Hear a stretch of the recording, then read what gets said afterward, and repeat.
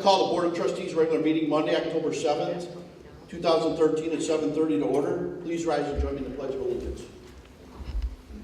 I pledge allegiance to the flag of the United States of America, to the republic for which it stands, one nation, under God, indivisible, with liberty and justice for all.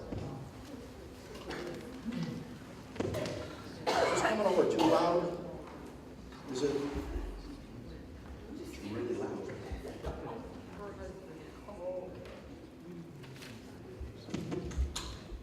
It sounds loud here.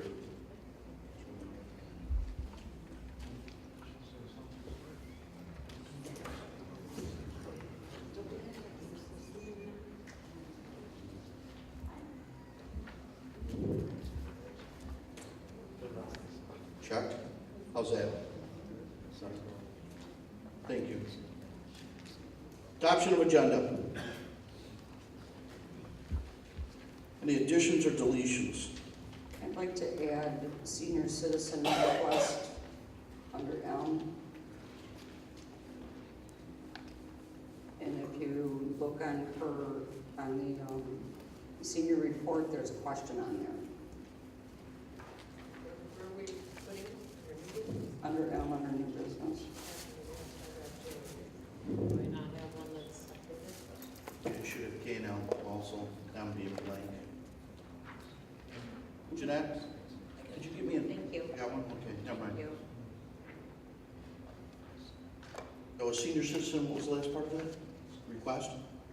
Yeah, she's asking to, So, I just put request, that's fine. Senior citizen request, or letter M.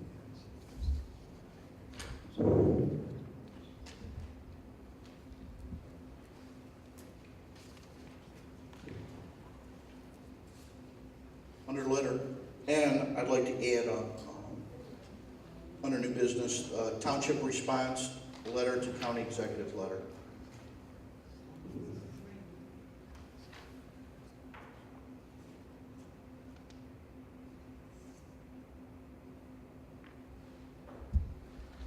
And under unfinished business, I'd like to remove letter G under the yoga class.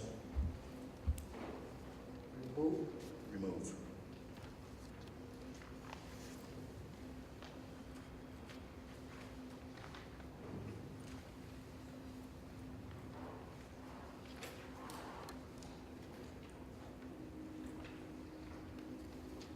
Any other additions or deletions?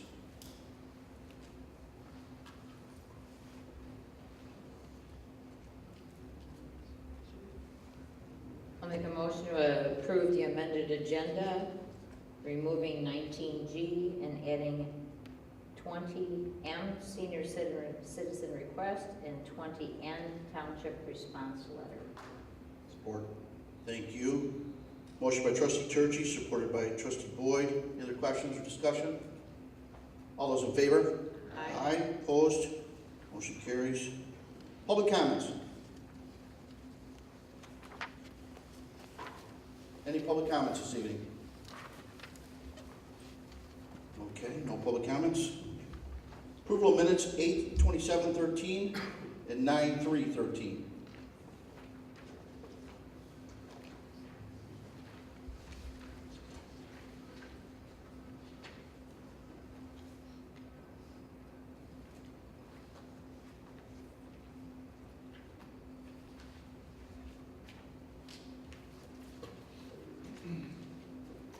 Any questions?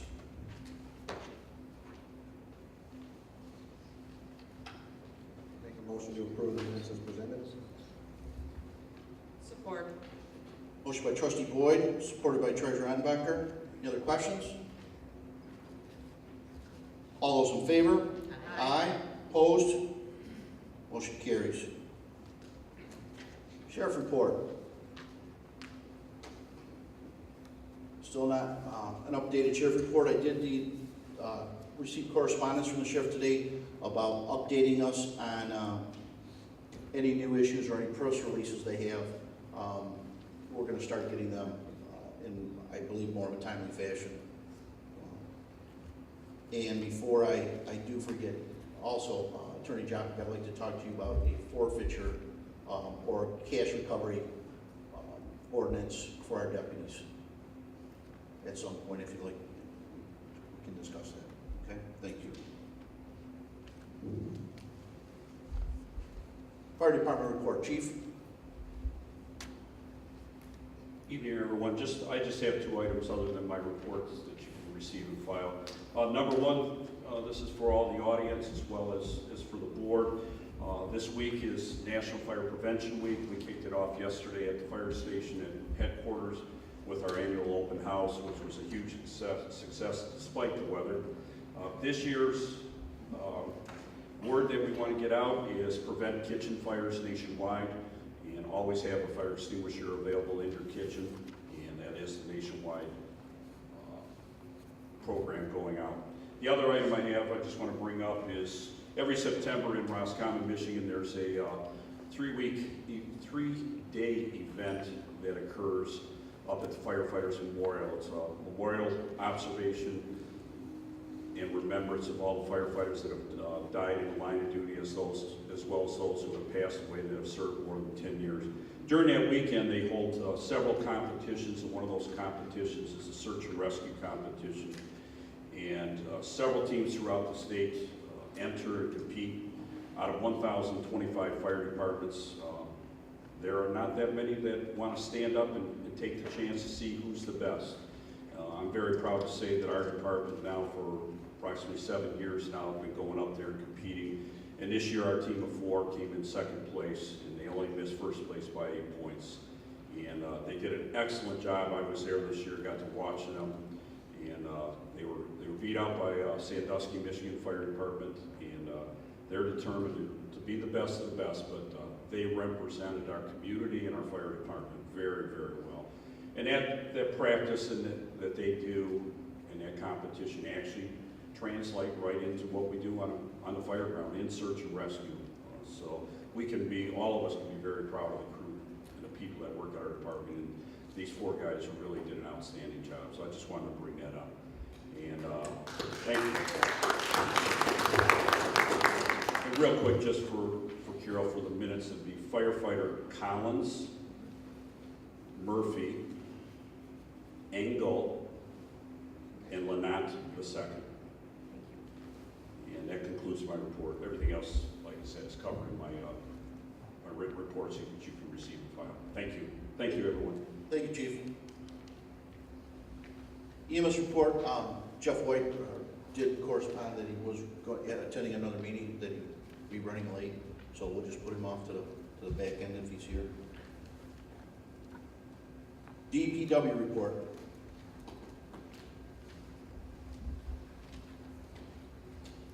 Good evening. Everybody should have a copy of my report for the previous month. I asked that you receive and file it.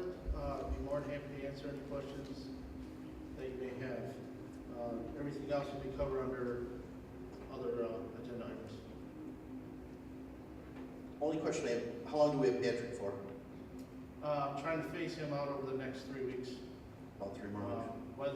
Weather's going to dictate that a little bit because of we still have grass growing. So I really still have the need for him. Leaves are dropping slowly, things of that nature that, once we get through those items, then we'll be able to finish him up. Any other questions for DPW? Thank you. Thank you. Code enforcement report.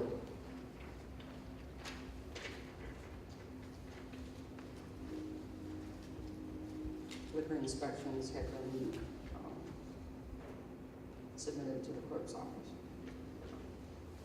Okay, thank you. Do you have a question or something that maybe we should have Shannon look at?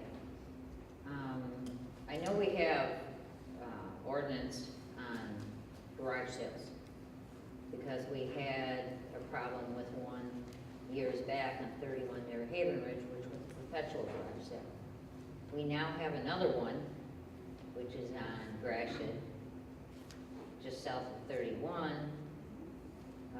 Is it Peak Performance, just north of that, where the rental house is.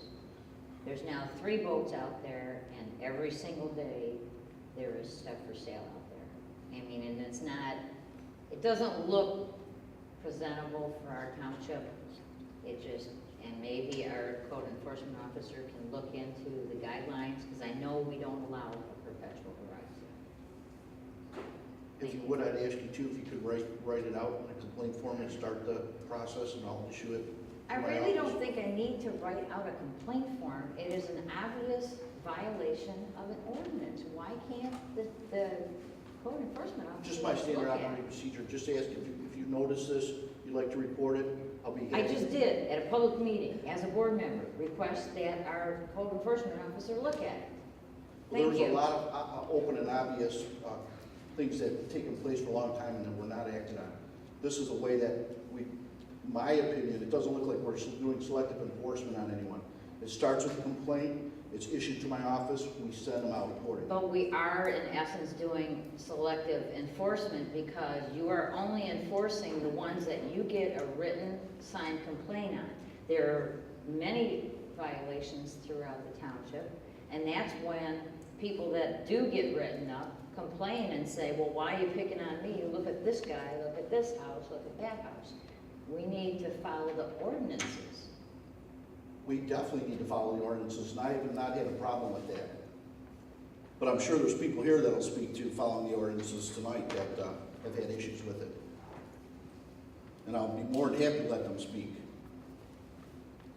If you refuse to do it, that's fine, no problem.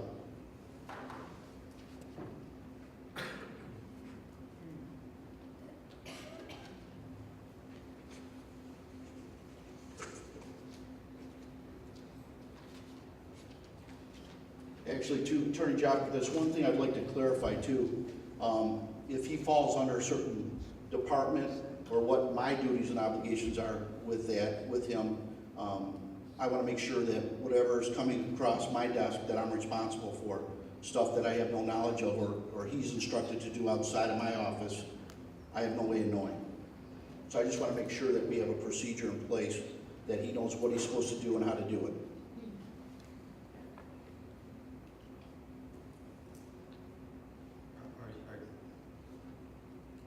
Are you, is there an issue for me to address on that at this point, or in terms of my communications with Mr.? No, I mean, you understand how we've been doing it. Yes. Okay. Do you have a problem with how we've been handling it to this point? Well, you know, of course, you can react to written complaints that are received when they're called in or people arrive at the counter. You can have whatever policies the township deems appropriate for following up on complaints. If that requires a complaint to be in writing, that's the direction that you, as the person working with the code enforcement officer, have determined to follow. It's not necessarily the only way.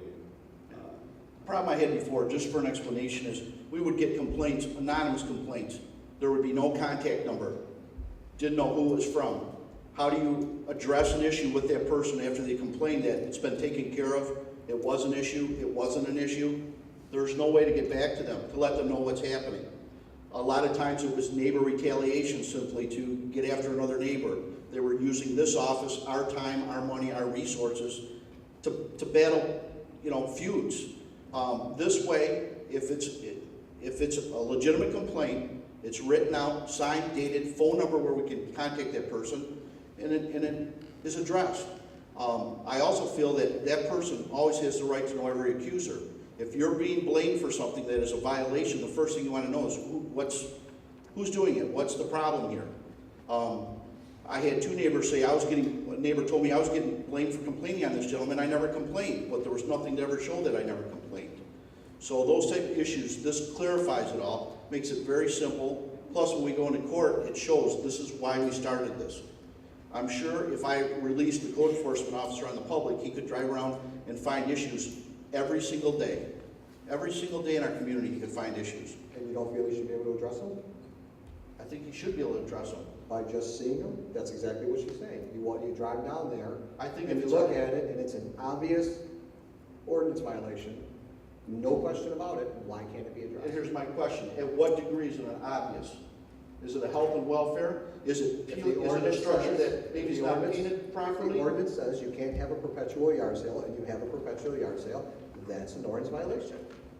And Then he gets a ticket. if you choose to address this that way, I'll be happy to let you address it that way. Release our code enforcement on the public every single day, because there's enough to keep him busy, and watch what happens. And I would like you to take responsibility for that. I'd be more than happy to. More than happy. It'd be nice to have our violations actually addressed without having to be written down. It's If funny, If they're right it's- there and obvious, and you can see them, then address it. I have residents here, you want to talk about obvious, for past 10 years, and I have a gentleman here tonight, I'm not going to single him out, but he's had to live next door to 7 acres, 6 foot high. And when we tried to do something about it, it was met with total resistance by this board on a daily basis. And you have the nerve now to sit here and tell me that I'm not doing my job. Never said you weren't doing your job. Yeah, What well, I'm telling you, that's what the inference is. What we're saying is, it's written, it's there, it's in black and white, enforce it. That's what we're Everything is saying. enforced that comes in front of me through my procedure. If you have anything you'd like to report, How I'm about the glad to township take it. procedure? How about township procedure? I'm glad to take it from you. Bring it to my attention. She just did. Just did.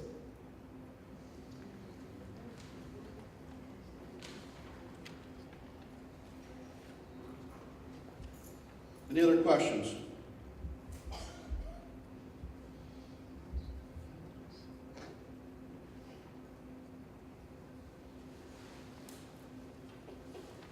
Any other questions? Assessing Department report.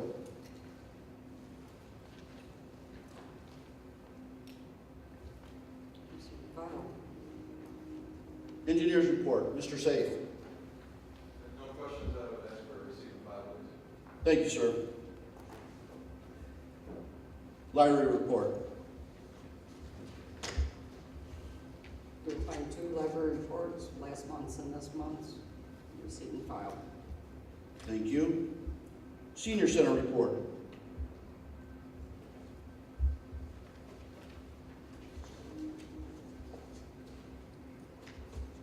Receipt and file, but hold that out for,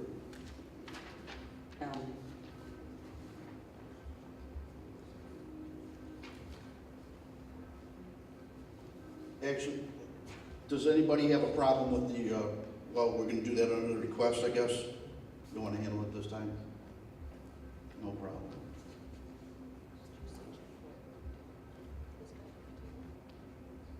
Thank you. I'll hit them at the end here. Supervisor's report. I'd like to report that I plan on attending a meeting this Wednesday, Economic Development in Macomb County, also with the county executive. Hopefully, we're still trying to nail down a couple times with that regarding any proposed landfills in our area. I've had separate meetings with other officials regarding this, and I'm working on it just about every day. Also, keeping in close contact with our attorney, making sure our dialogue, letting him know everything that's going on. Treasury report.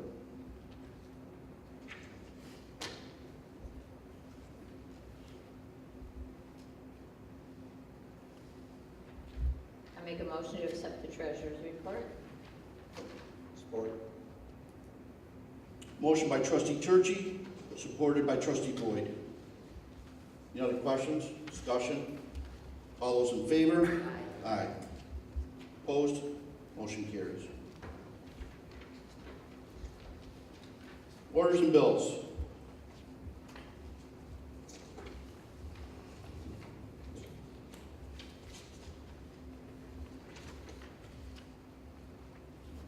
Two items were removed, one was already paid and one needed to go on the payroll.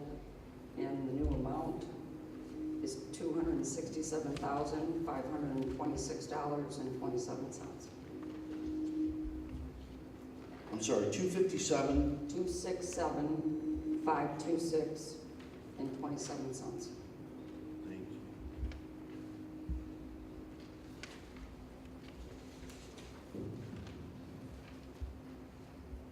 I do have a question, trustee Turchi, regarding the $375 for the meetings concerning the landfill and composting. What's your question? What that bill is? I was asked, I submitted a voucher and I put on there what it was for.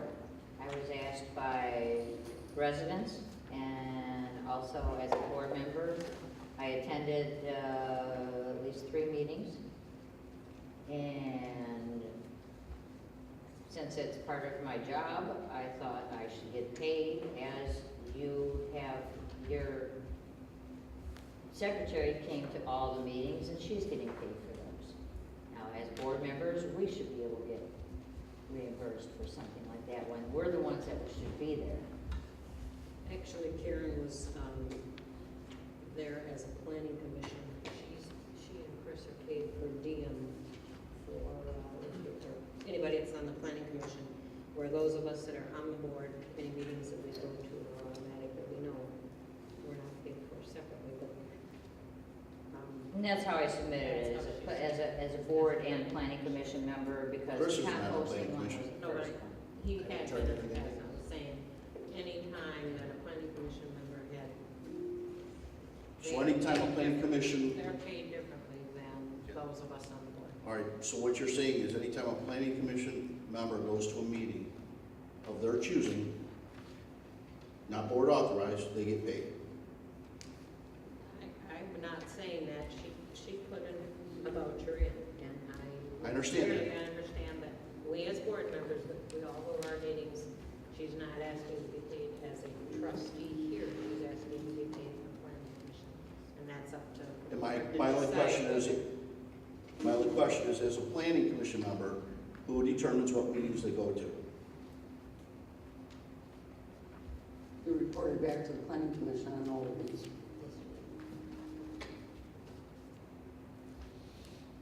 But the main point of it is your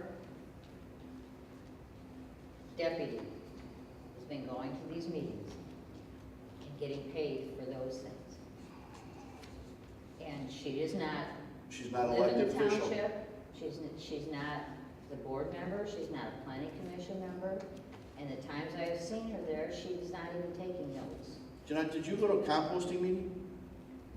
No, she went to the Endeavor meeting, Yes, she did. Absolutely, and that's, you also had the attorney meeting. absolutely. And I had Mr. Jockey there. You're absolutely correct. Jeanette, the deputy supervisor, Jeanette Benvenuto, she is not an elected official. She gets paid hourly. She addresses a lot of things with the citizens as I do. She takes the majority of the notes, and also too, she meets with the other supervisors too as a liaison, if I can't be present. But the question was directed at you, not at her. You were present there, I was present there. you were present there. There Under was my no normal- reason to under my have normal township another salary. employee there that had to be paid hourly when there wasn't even any notes taken or anything like that. That's what I'm trying to bring up. Not so much that I want to get paid for everything I do. It's why we're limiting all our employees on their time and their days, and we put our foot down on all this extra stuff. Who's limiting their employee? You're saying that my office is the only one that doesn't limit? It's Because we can bring some things to your attention. You're doing it on Friday, she comes in on Friday, she goes shopping on hours. Excuse me? She did, Keep talking. What else? Happy to hear things it. I observe. It When hurts do you morale. observe these It things? hurts morale with the other employees that are trying to work hard here. Is They that are right? told, you know, you better be here at a certain time and everything. But then your office, First off, you're not Those are all here, different and I times. can tell you, I don't think you have any idea what takes place. and you do, I do. See it on a daily basis. half the time when I'm here, you're not here. So I don't know how you know if I'm here or not. Okay. We can, you know what, as a board, we can start punching the time clock anytime. Let's see what's up. We did, you tried that route already. Why not? We want to hold people accountable, let's do it. I'm all for it, I put a lot of hours in here. I have no problem with that. Let's see, anytime. Just getting back to this concern, I understand the concern, but the fact that Carrie went to the meeting and she brought information, and the idea was to bring information back to the planning commission, and this is something that potentially could be in front of the planning commission, I actually think it was a wise idea for someone from the planning commission to be there, and I actually have no problem with it. I think it's, As long as it is limited, we don't want to get out of hand with it, and considering what's the potential coming from this possible landfill, I actually think it was a good idea. I think it's a great idea when it's board approved, when somebody just doesn't go off and do it on themselves, and create expense. Have you gotten board approval every time you've had Steve Joppick go with you somewhere? If we want to talk about use of attorneys for a cost, I'll be happy to do that with you too. Have you Matter gotten of board fact, approval let's to put it on as change an the agenda net item every time? and look at how money's been spent on attorneys, on individuals in this township. I think we should have that as an agenda item next meeting. And I'll be happy to address any questions on my use of Mr. Joppick. I think that's actually a good idea, and I think it should be planner and when they're used, and engineer when they're used. Absolutely. And I actually have no problem with that one either. I think that's not a bad idea, because we are always talking about how can we save money. And if we're overspending on things, then I think that's probably a good idea. Me too.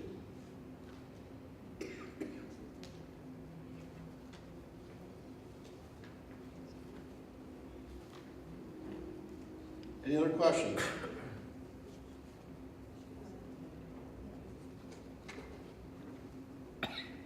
Make a motion to approve the the orders and bills in the amount of $267,526.27. Support. Motion by trustee Boyd, supported by trustee Turchi. Any other questions? Discussion? Deputy Clerk, roll call. Turchi, Aye. Boyd, Aye. Attenbacher. Aye. Keith, Aye. Trombley. No. Motion passes. Trustees report. Can I take up for a second? The church aid, the 375 is what I took out. She said she asked for reimbursement. But it was taken off of the orders and bills. Are you being paid for it? I don't know. It's not part of that 267. Is she requesting payment? Are you requesting payment? It's in the payroll stuff. You said no, I'm assuming because you thought Turkey's was in there, so. Absolutely. It's My not question in is the she gonna be total. paid the $375? It hasn't been paid, and I know it hasn't been paid. Is she going to be paid the $375? it's I up, don't know. that's up for discussion. What Jody's trying to say is this 375 was not in that. I understood that. Okay. My question is very simple. Is she going to be paid the $375? That's all I'm asking. We decide as a board. And she has not been paid as of yet. Correct. Be paid. Thank you. Trustees report. Trustee Turchi. I have nothing further this time. Thank you. Trustee Boyd. Nothing. Thank you. Clerk report.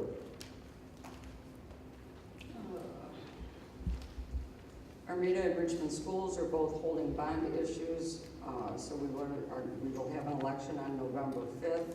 Also in May, we are going to have a recall election. It has been called by the county. There will be a recall election for the New Haven Council. There will be more information available soon because it's not all completed yet. That's all I have. Thank you. Need a motion, please?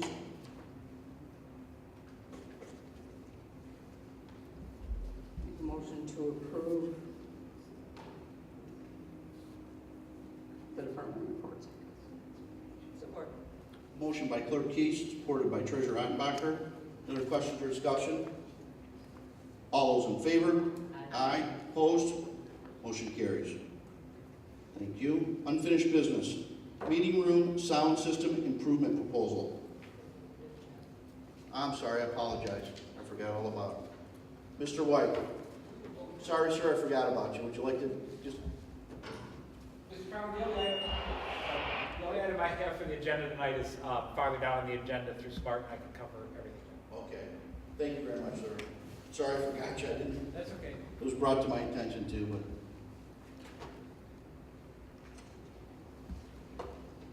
Meeting room sound system improvement proposal.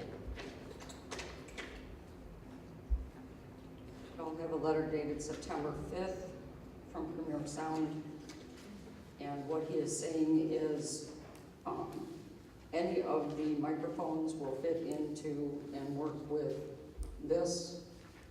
So if we order the new upgrade of this, we can do whatever we want with the microphone itself. We can get a microphone just like this. We can get the desk models. We can get the two that we had looked at. Do you have a recommendation? Our recommendation is to go with the total system upgrade cost of $6,593. And that's utilizing the existing mics. And the rest of it, we can read until later. That's changing that frequency that makes us compliant. Correct. And we get to still use this equipment. It would be, not this part of it. This would be gone. What part? Just this part? This part wouldn't stay. Okay. I have no problem with that.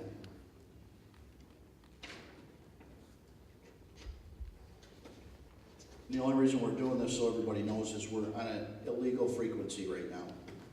Because it's an older frequency that has been changed and it's now, we were told illegal, correct? For us to use?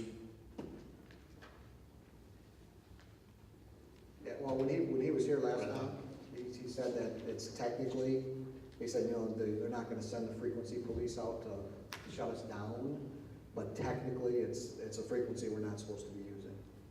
It's also an upgrade to the system, so hopefully the hearing and everything will just be better in here.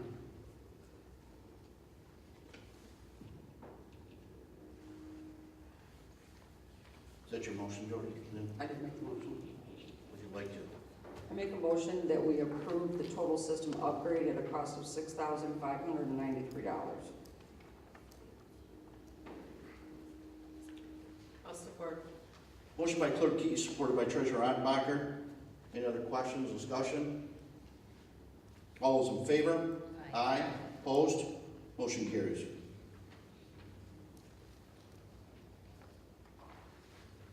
Township Policy and Guidelines Manual.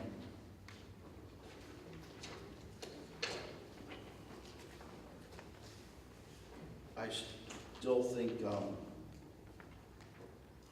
that the board should have set another meeting to, or workshop to go over the manual one time before it's approved with everybody in the room. But I'm open to any other suggestions. This would be a workshop or a full board meeting this time. Whatever we'd like. It's gonna be open to the public, open meeting. Basically, just like how we've had in the past. To make sure everything's covered and we don't have to revisit this. If you have any suggestions, Attorney Jeffy? Well, just a comment that we already did have the internal meeting before the last board meeting, and I reported on that at that time, and at this point, the deputy supervisor has put in all of the modifications that were discussed at that internal meeting to clean things up and to reorganize a couple areas and to make it as clear as possible. And it was given to the board, and I understand that there's some comments that have come back, and at this point, it is, I believe, ready to come to the township board as a whole. It would be a lengthy discussion, potentially, if the board desires, going through many different sections. Of course, there is the possibility that the board is satisfied with the whole document once it reads it through, and it could be a short meeting, but it is a substantial document, so I think if something's going to be scheduled, there should be a decent amount of time set aside just in case we need additional time to plow through the information. Well, I agree, I mean, we went through it, we went pretty much page by page when we had the meeting. I know that Jody submitted a few questions, she's got 10 things here that I think she kind of would just like Steve to take a look at. I don't have anything else. I don't know that we need to have another meeting on it, I mean, everybody has it, everybody can go through it. But I mean, if we decide to have a meeting, I'm fine with it. Karen, Wednesdays are better for you. Chris, what? Can I actually get a clean paper copy of the policy manual? Or are we doing everything on computer? Because I like to be able to go through and mark the different things instead of keep pulling it up on the screen. Do we have paper copies of it? I asked everybody a month ago if they wanted one, I didn't get any responses, so if you want one, I will make you one. Could you please? Yeah, I can't send emails out, and I don't remember saying that. I thought I asked for it last meeting, but I may not have. Thank you. I'll put your mail out tomorrow. Okay, thanks. Jody, I'm trying to bring my calendar up right now, I have my phone turned off like we're supposed to. So now I gotta turn it on so I get my calendar up.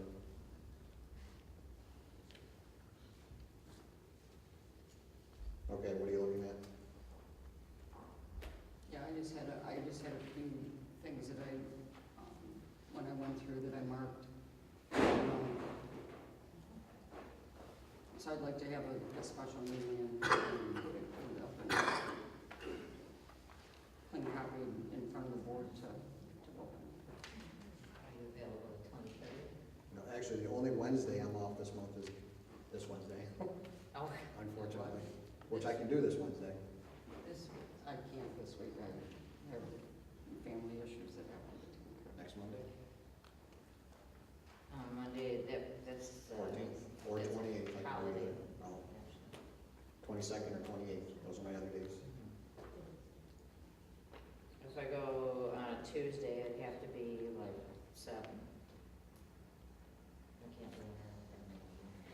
If we table it this time and then through email correspondence, figure out what's the best date for everybody. Well, if we can set a date right now, then. Go ahead. November 6th I can do, that's a Wednesday. That's, that's after the next board meeting. And I'll be honest, I don't have to be there, I'm comfortable as it stands. So if the rest of the board wants to get together and I can't make it, I'm okay with that. I have no I'd problem with like that. everybody to be there. Sir? Yes, I just wanted to mention that if you do schedule it as a meeting of the board, it would of course need to be notified as a special meeting. Correct. And if it's notified as a special meeting, you could make a decision on it at that meeting after you finish going through it. So it wouldn't necessarily have to come back on a regular board agenda meeting in order to comply with all requirements of the law to adopt it. Just for your information. Thank you.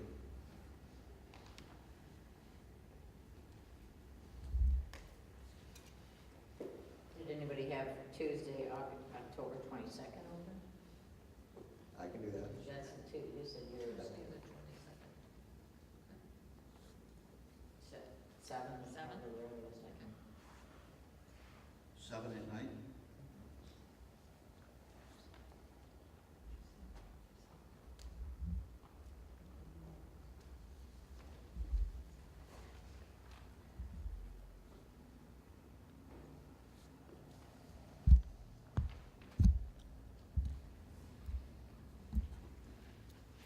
Need a motion? Make a motion to table the Township Policy and Guidelines Manual and to have a meeting on Tuesday the 22nd at 7 PM to go over the policy manual. Support. Motion by trustee Boyd, supported by treasurer Attenbacher. Any other questions, discussion? All those in favor? Aye. Opposed? Motion carries. Township planner selection.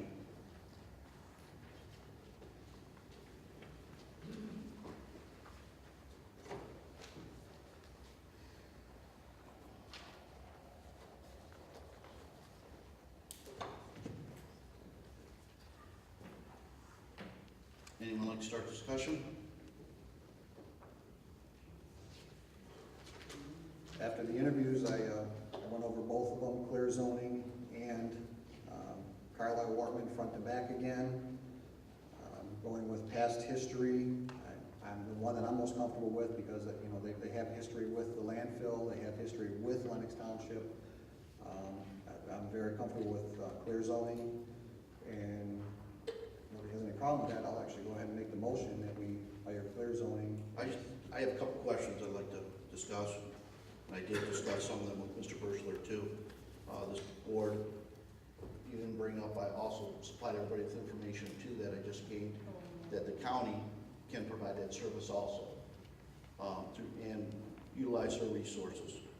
Also too, submitting, I pulled bills for the last 5 years, did discuss this with Mr. Birchler also. I think as this board always takes into consideration cost, I've not seen bills that,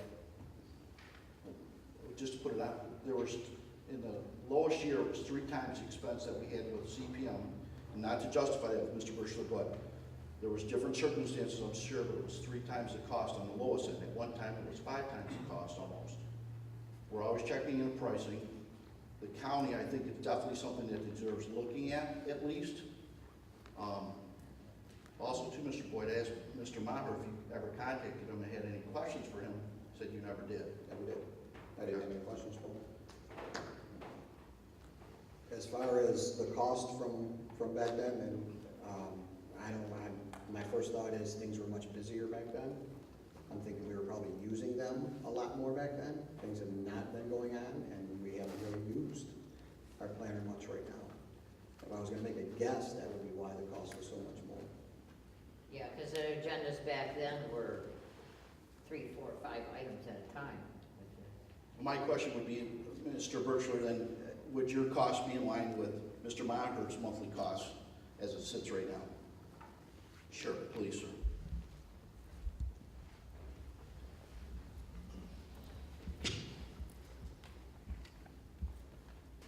If it's okay with the board, I'd like to respond to all of those questions that were raised. We did have a nice conversation with the supervisor this afternoon, and we went over a number of these things.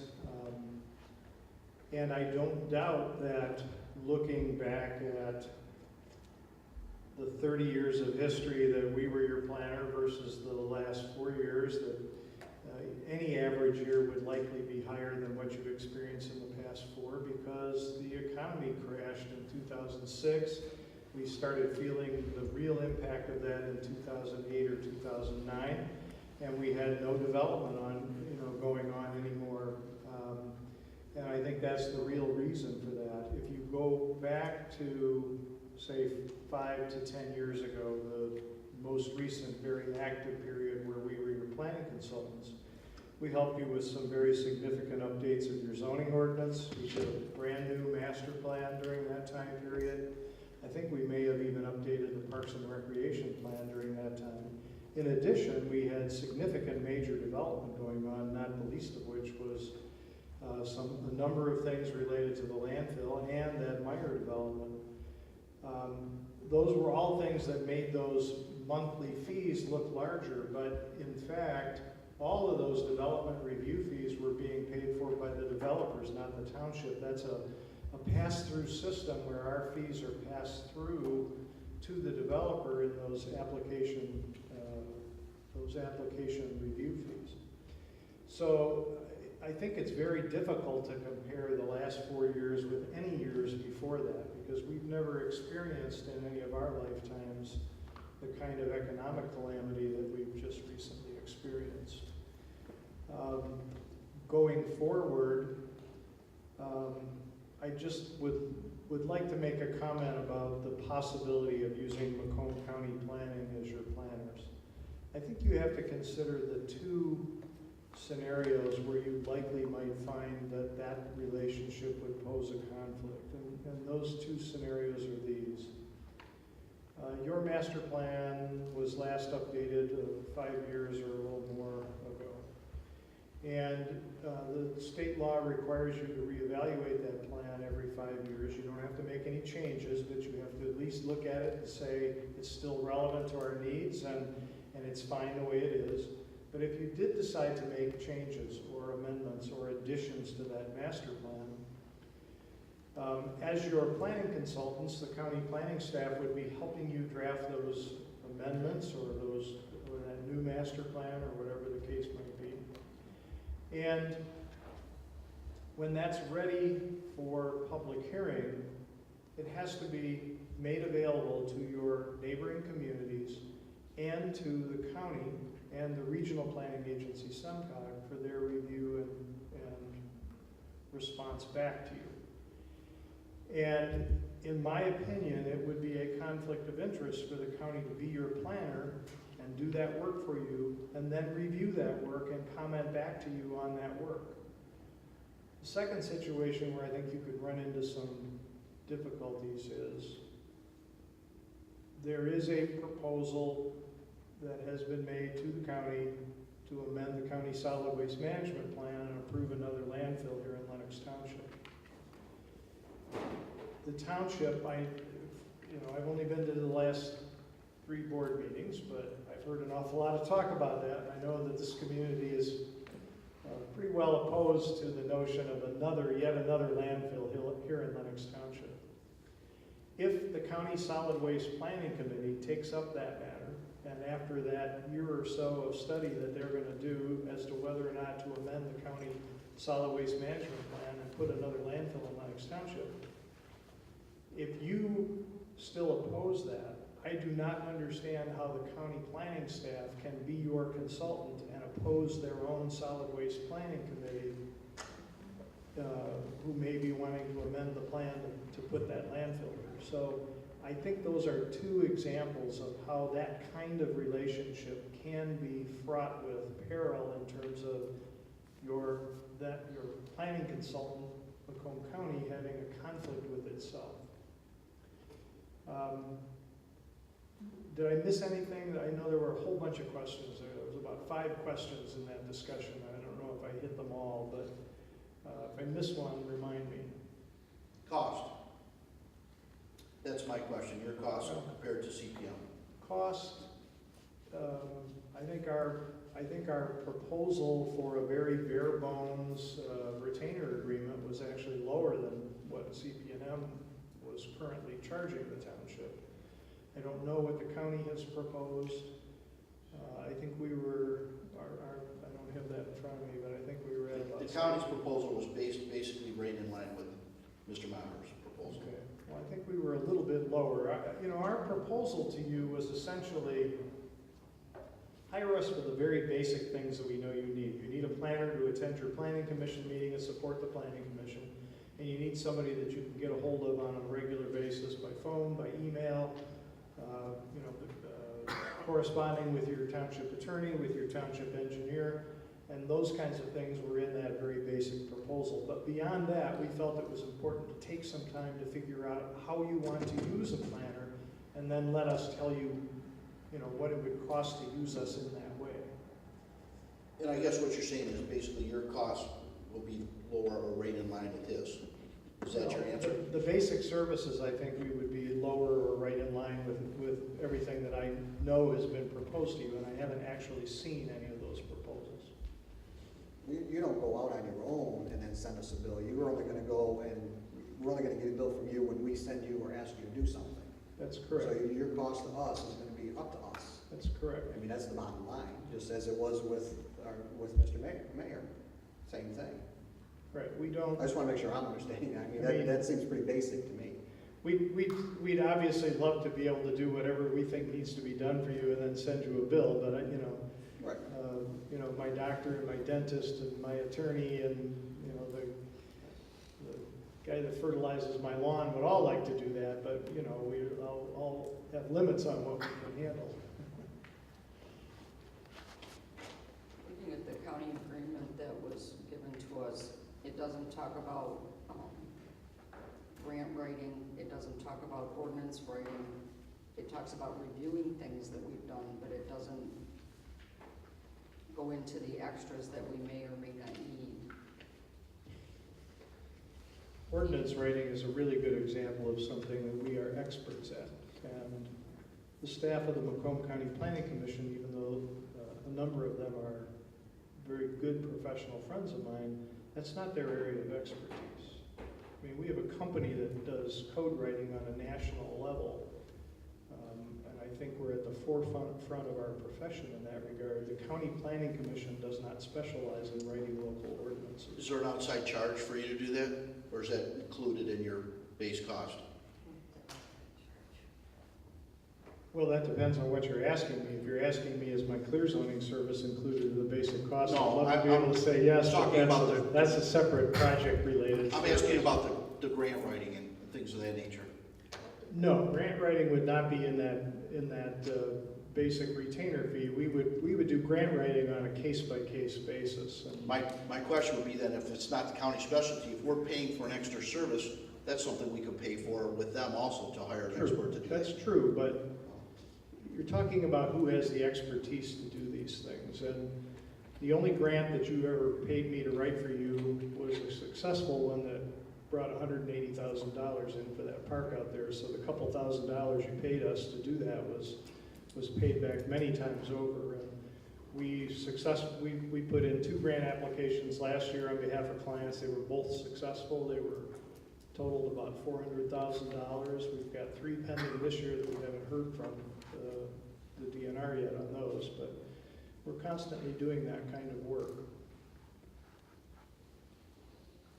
Based on those questions too, I still think that's something that we should investigate with the county to make sure we have all the answers before we make this decision. It's a big decision.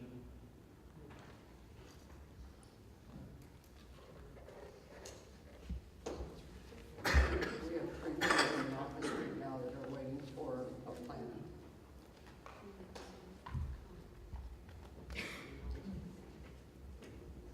My question was, when this all came about,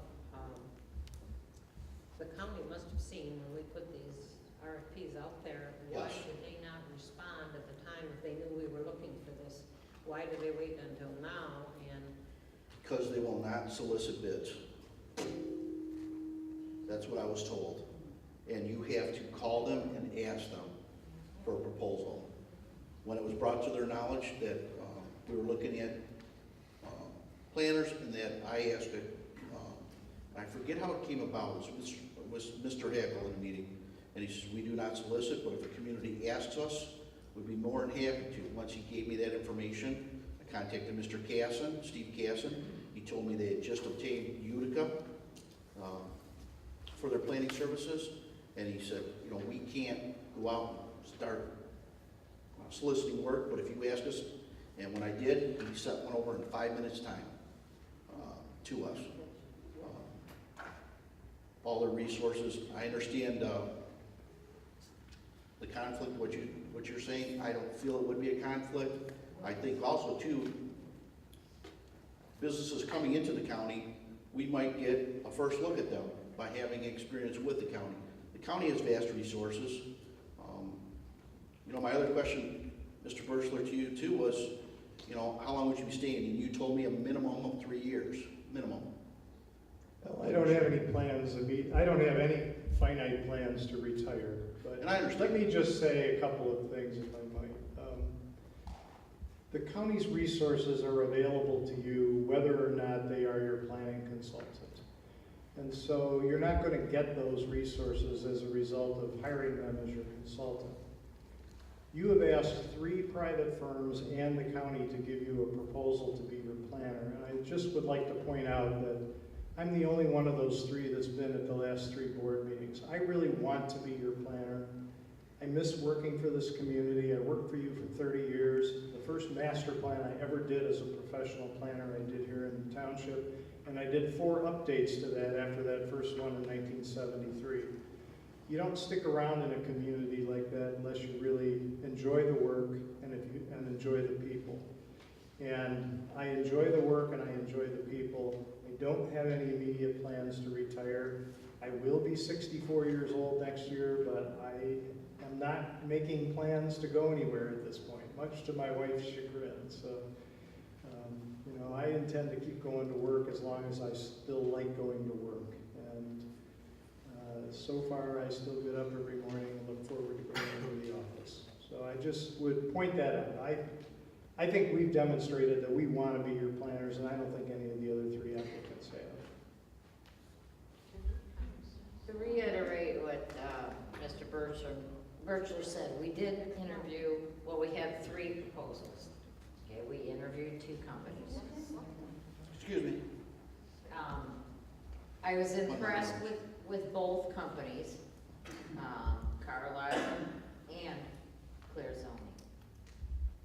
I discussed it with planning commission members and a couple of board members, and everyone feels the most comfortable with Clear Zoning because of the things we're going through and because of the past experience that that company has with us. Yes, they've done they did a tremendous job for 30 years. Just recently, going through some old files, I came across our original rec plan, from, I don't know, 70s, 80s, whatever it was.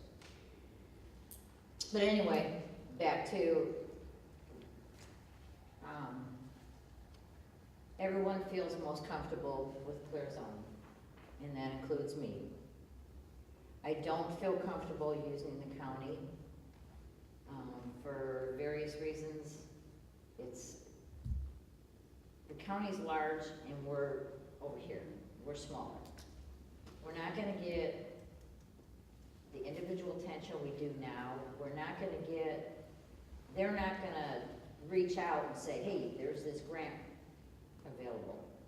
Do you wanna try for it? They're not gonna look at the way we like our rural atmosphere and say, well, let's keep it that way. It just doesn't happen when you use the county. And they don't have I don't feel they have the expertise that we need to keep us on the right track. I'm comfortable with the retainer fee that Mr. Birchler has presented, and I understand that everything out of the ordinary is extra, but that's with anything. But if we're gonna go with the county for planning services, why don't we go with the county for DPW? Why don't we go with the bigger townships for fire and police? I mean, different, yeah, we do with the police, but, I mean, we gotta have, some things need the personal attention that we can get from Jill and Dave Birchler. So I feel we have done our research, we have done our work, and just because all of a sudden now the county decides that, yeah, we can do that, I don't feel comfortable in doing that. And I agree with Karen. I was impressed with both Carlisle and Clear Zoning. I've been happy with Pat. There's been a few hiccups along the way, but he has actually resigned his services, so it's not like we can just table this and move on and just stay with CPM. We have to make a decision, and like I said, there's 3 people waiting right now. Well, like you said, I was comfortable with Pat Maher, and he's a very nice gentleman. His reports were easy to understand and knowledgeable, but he was getting a little backlogged on his work, I believe, and having some issues, and then he did withdraw. So, my first choice still is Clear Zoning.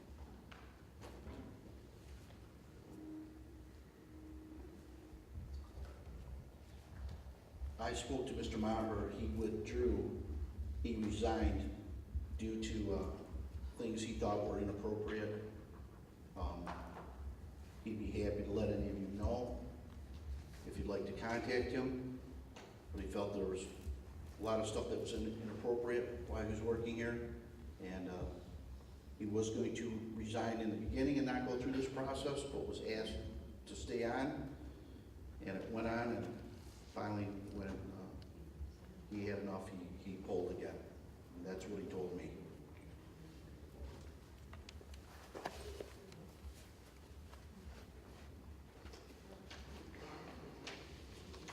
questions or discussion? I'm sorry, yes, ma'am, would you like to? Thank you.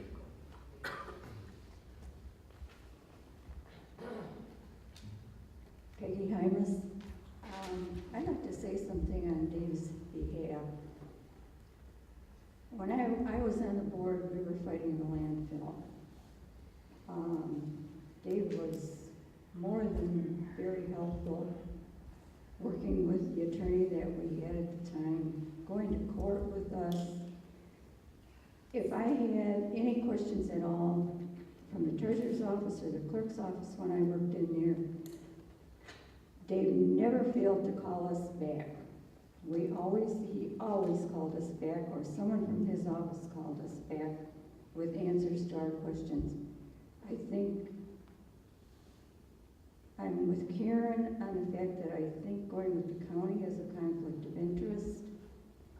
I don't think they can work to the best of their ability on our behalf. I think Mr. Birchler can. Thank you. Any other discussion?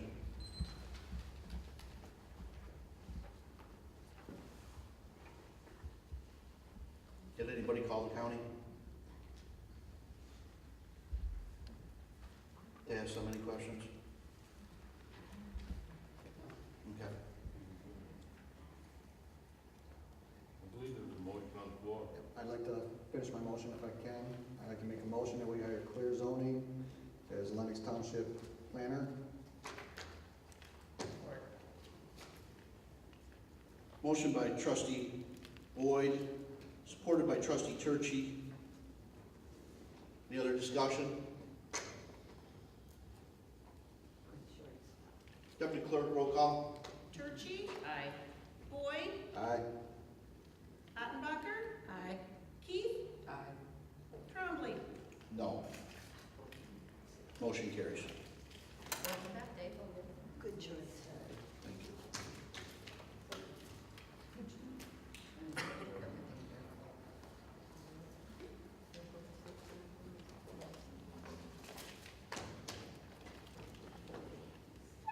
Mr. Stremish, I'll take care of the motions. We were still in discussion part Oh, of I'm it. sorry, I thought I just reminded you that there was one. I got it. Thank you.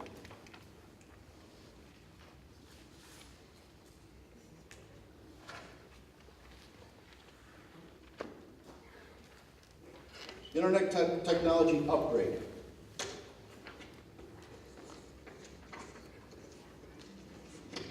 Clerk Keith? I'm grabbing stuff. I gave you copies of two different, one was an email, one is a quote from High Tech, and I want to go over a little bit.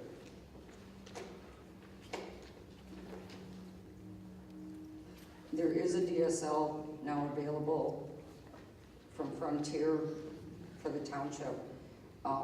They looked into that for us, and it will actually work in conjunction with what we already have, and it will triple the speed on the internet that we have for $960 per year. It's $80 a month, and it's through Frontier.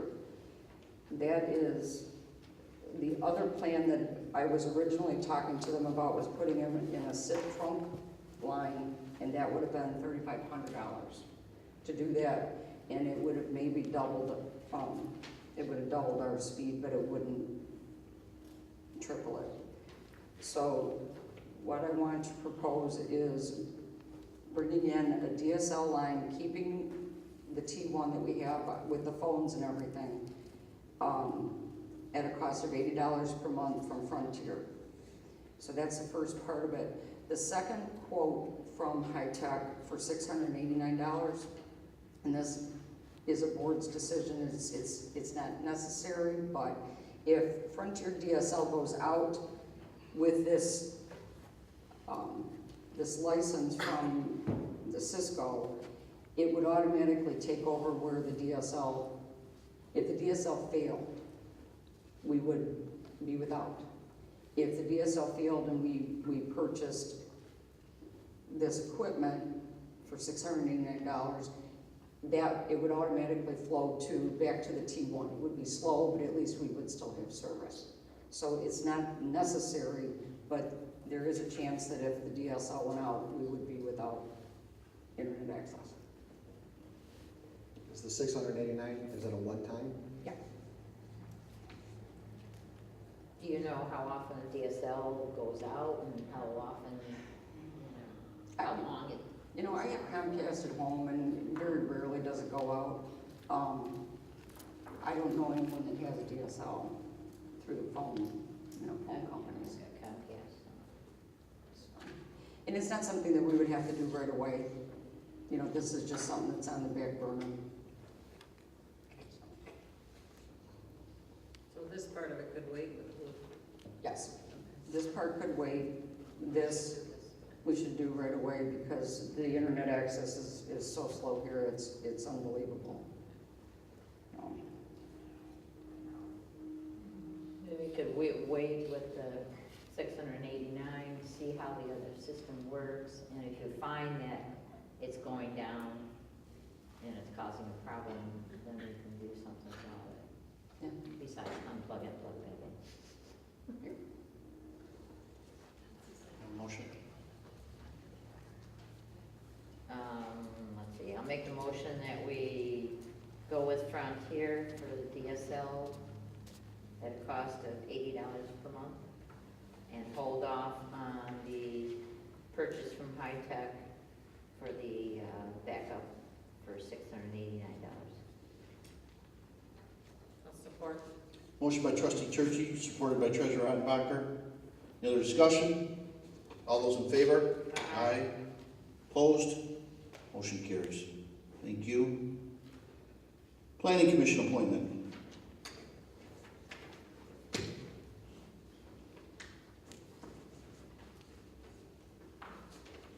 Once again, I would like to appoint Jerry Jeanette to the Planning Commission. Jerry's here tonight. Anybody has any questions for him?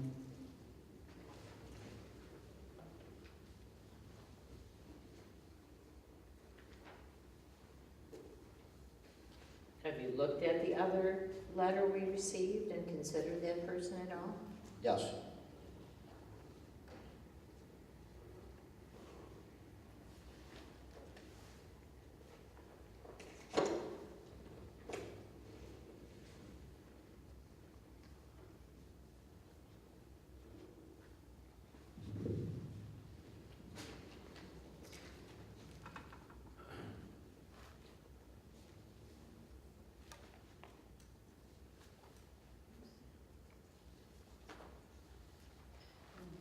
If you could only be on one of the two commissions, either the planning commission or the ZBA, would you rather be on the planning commission versus the ZBA? Or do you like the ZBA?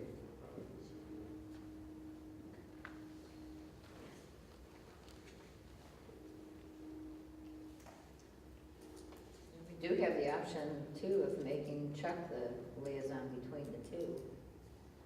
He could be on the ZBA. Or if all else fails, I can be the liaison for all of them. But that would mean I would be on the ZBA and, I'd be the board rep on the ZBA and on the planning commission. And then you're on that, right, Jody?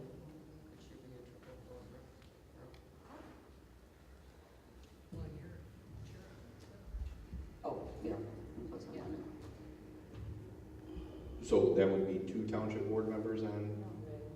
Well, I guess the first question is, can one person be the liaison for all three boards?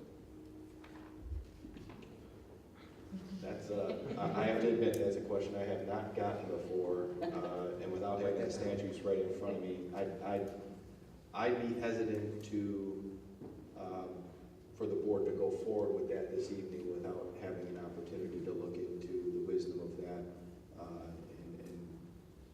and not just under the statute, but also generally speaking in terms of potential legal issues that could arise between serving on all 3 boards.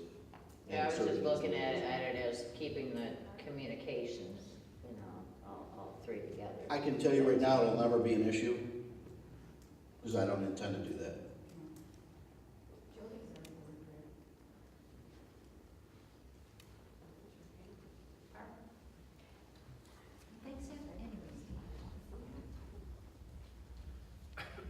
Yes, ma'am. Our bylaws, one board member, one planning commission member. Jody is our board member, Yes. serves on the ZBA.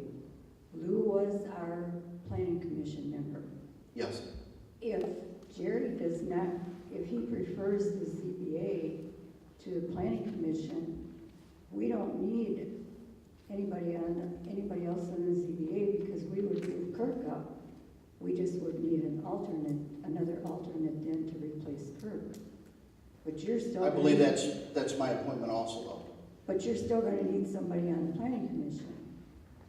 I'm appointing Jerry Jeanette, and it's up to the board to, I know, I but Jody, recommend it's up to the board to approve. Jody just asked him though if he prefers the planning commission. I understand. Okay.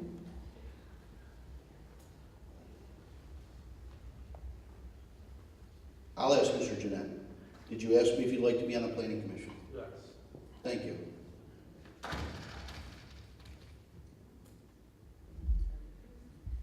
We also have a letter of intent from Michael Tabor, and he's been very active with the planning commission years back when he was, he's a go-getter when there was having problems in that area. So he's a good candidate too. Because he's not here this evening, all right? I don't see I him. don't believe so.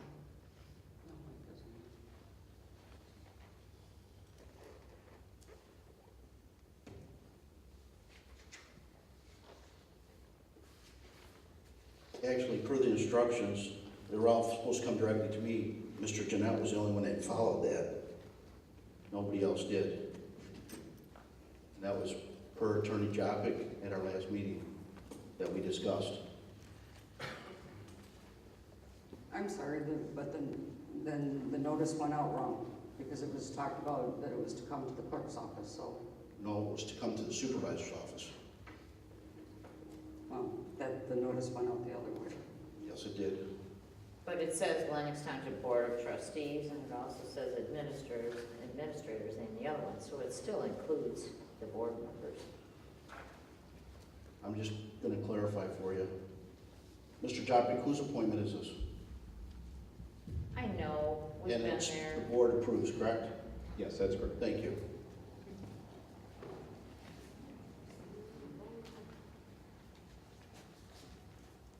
But you're not listening to opinions of anybody else, you were just dead set on one person, and you're not looking at anybody else. Well, I'm a little confused myself. I guess it's because I don't pick who you like, you automatically say I don't listen I to don't anything. dislike I or have like that it. feeling. I'm appointing Jerry Jeanette. You can make a determination whether you'd like to approve him or not. But Bottom line. when he was asked by Jody, he said he'd rather be on the ZBA. And I just asked him a question. I'm confused as to. Let's clarify where we put it. him. Mr. Jeanette, would you like to be on the planning commission? Thank you, sir. And then he would be our liaison between the planning commission and the ZBA. That would solve a couple problems real quick, wouldn't it? Yes. Thank you.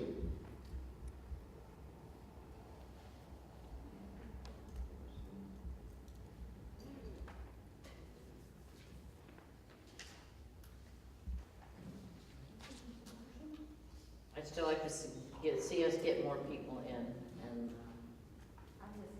being that Mr. Jenna is already on board, I thought maybe we'd bring in Michael Tabor.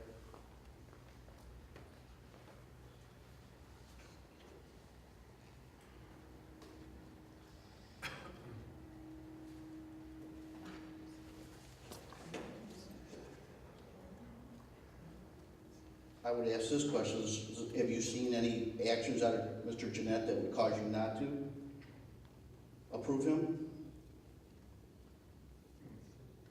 My biggest concern isn't with Jerry Jeanette. My concern is who is going to be on the ZBA, because the ZBA is the last spot things go before they end up in court. Chuck Strumish has offered to, or asked to be appointed to the ZBA as the liaison between the Planning Commission and the ZBA. He has a wealth of experience. He knows the ordinances inside and out because he helped write them. And I would like to see Chuck on the ZBA. It's not that I have anything against Jerry, and that's why I said to Jerry, if you could only be on one, which one would you rather? And he stated ZBA. And he couldn't be on both, because you can't have two members on both. Well, just like you said, legally, it's a very important position, and I'd be happy to discuss with Mr. Stremich and you why I don't think he should have that position. I'd be happy to have a meeting with you at any time. So I don't think it should be discussed publicly. And Mr. Trombley, I think that's a really good point. The thing that bothers me most about all of this, and I understand 100% that it is your appointment with our approval, I understand that. But what would have been nice is if you would have sat down with me and said, what about each one and why? I'm available Just anytime. out of, yeah, but you should have approached me with that. I mean, this is your appointment, I agree with that, I have no problem with that. But it would have been nice if you would have came to me and explained to me why, because I may not have a problem with that. Because you didn't do My that, door's the only open person that at I any know, time if you'd like to come the in. only, excuse me, the only person that I know is Chuck, and I know that he has, like Jody said, a wealth of experience and knowledge, and to me, that makes sense.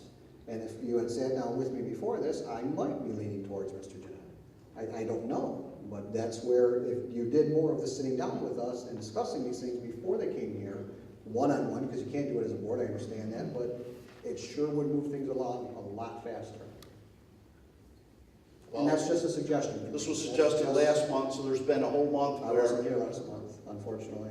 I'm sure you could have asked what took place at that time. I did. And could have come and seen me at any time you wanted. Anytime, my It's door's your open. appointment, you should have come to us, that's what I'm saying, that's my point. You're gonna pick the person, you could have come to us and explained who you wanted and why. Just as a courtesy, and like I say, it would have moved things a lot faster. And this is just a suggestion from me, one board member to another. Thank you. The lack of communication. I'll take that under advisement. The lack of communication is the biggest issue. Mr. Jeanette, I apologize for all this. I mean, I wish it could happen real quick. I don't know you. I would love to sit down with you before next month if this gets tabled or nothing happens with it. And all three of the letters here. I guess I'm gonna have to take it upon myself, and I will. I will definitely contact you.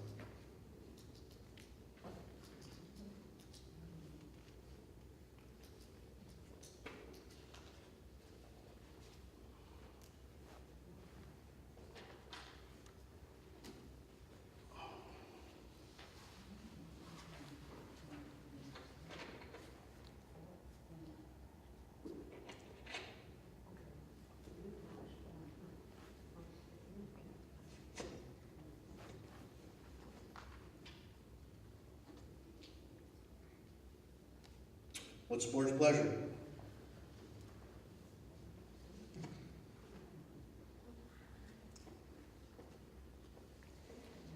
Make a motion that we table both the planning commission appointment and the zoning board of appeals appointment until next month. I have a couple of questions that I'd like to ask Steve Jovich, and then maybe we can actually talk about this. And Do we have anything that's pressing right now that if we table this is gonna cause a problem? shouldn't, because there's still 4 members Okay. on the planning commission. Yeah, we're working on the rec plan, but now Dave will review that, and then we're gonna be starting anew anyway, reviewing that, so.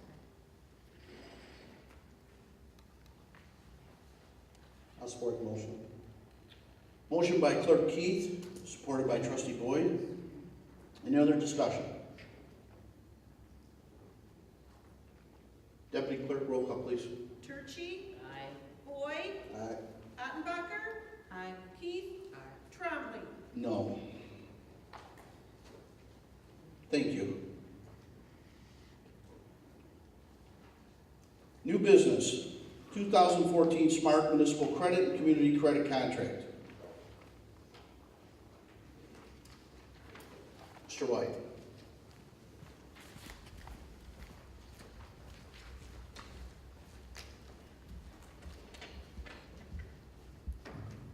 Supervisor, Township officials, tonight you have before you the Smart Municipal and Community Contract Agreement between Lennox Township and Richmond Lennox EMS and the Suburban Mobile Authority for Regional Transportation.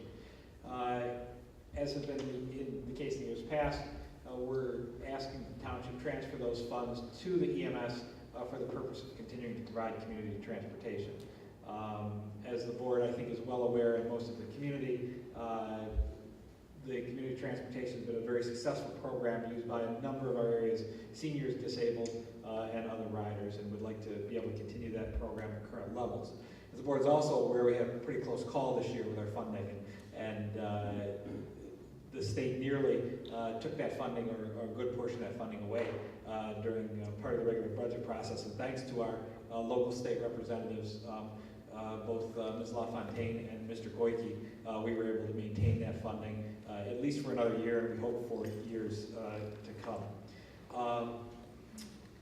That's all I have to report on, unless the board has any specific questions with regards to the contract this year. I think the language is very similar to the contract in other years. I think there was some provision added to ensure that the board, or to encourage the boards to spend all their community credit and municipal credit funding. Part of the issue that came up when we had to address this issue with the state is, as you know, SMART is made up of 3 counties, Wayne, Oakland, and Macomb County. And there were communities, not here in Macomb County particularly, but in other parts of that region, that weren't spending all those dollars. So it looked easy for the officials of the state government to cut funding to it because it looked like people weren't spending all of their dollars. In Lennox Township, we don't particularly have that issue because, again, you have chosen in the past to transfer all those funds to the EMS, so you are annually spending all your money, and I would encourage you to continue with that practice. Thank you, sir. I'll make the motion that we approve the municipal credit and community credit contract for FY 2014. The municipal credits are $57.38, and the community credits of $10,100 to be transferred to Richmond Lennox EMS. Support. Motion by trustee Turkey, supported by clerk Keith. Any other discussions? All those in favor? Aye. Opposed? Motion passes. Mr. Supervisor, if I may briefly, I'm going to ask the board to indulge me just for a moment. Frequently, I get asked by the community and by the board if there's anything that all of you can do to help the EMS. Certainly we feel the appreciation often of the community, its residents, and our township board. I'd just like to share with you quickly that we have a member of our organization who is in a fight for his own life as we speak tonight. He is a member of the Richmond Lennox EMS family as well as the Richmond Fire Department. He contracted a very aggressive, often very lethal form of cancer. He is undergoing a bone marrow transplant as we speak at Henry Ford Hospital in Detroit. This Sunday there is a fundraiser on his behalf that's being held at the Richmond Fire Department. It's a pancake breakfast that starts at 7 a.m. And runs until 11 a.m. And we certainly hope the community will, if you will, help us all put our money where our mouth is when they say they're always willing to help the EMS and help this member of our family at this fundraiser. So my hope is we run out of food, if you will, at the event, and we hope to see you all there. Thank you so much for letting me make that announcement during this report. Thank you very much. So Jeff, they do have a match for him, right? Without getting into a lot of detail, yes, he's all set on the transplant, as we understand it. Yes. Okay, so when I got your original email, I was going to check with you to see if we should have a drive, Yeah. No, that donors, is, but it sounded like that is all set. Like you say, as we understand, the process actually began late last week, and it goes on for a few days where they go through this transplant process. Okay, thank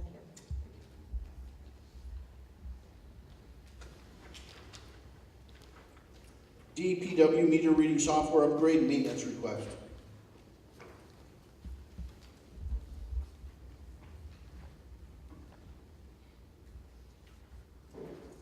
Good evening again. As indicated in my letter submitted to the board, I received a call from our vendor that supplies our meters and helps us with our meter reading equipment. Neptune, the company that supplies those equipment, is no longer going to be supporting their certain older versions of software. Unfortunately, our version of software is one of those that will no longer be supported. In order to do this upgrade, we have two choices. One, we can sign a maintenance contract, which the quote is attached for $905 at this time. Or we can wait until a problem occurs and we have no support, and then we'll be forced to just buy the new software outright, which will be about 2 times the cost. Your recommendation? To sign a maintenance agreement with Michigan Meter, which includes a copy of the newest version software at this time for $905. Thank you. Now, this is integrated in with BSNA too, right? They work together.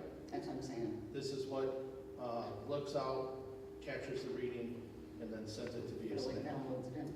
Correct. Okay, so you've already made sure that it is compatible with BSNA and Yes, the new version? yes, because for obvious reasons, BSNA is one of the largest users out there. And it would do them no good to create a software that did not work with that company. And the only reason I ask, it's just like, something further down, we have the new BSNA, but it caused problems, and other stuff, so that's the Sure. reason I asked. Sure. I make a motion that we approve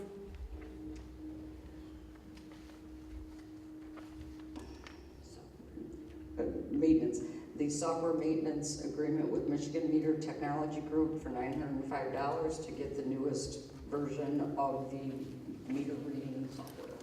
Support. Motion by Clerk Key, supported by Treasurer Attenbacher. Any other discussion? Just want to make sure I'm understanding this right. The $905 maintenance includes them putting everything, updating everything that's included. So rather than us buying it for the $905, they're doing it. They'll actually, yes, because they Okay, won't just give wanna you make the sure I have software. They'll come in and install Okay, perfect. Just want to make sure. it. Yes.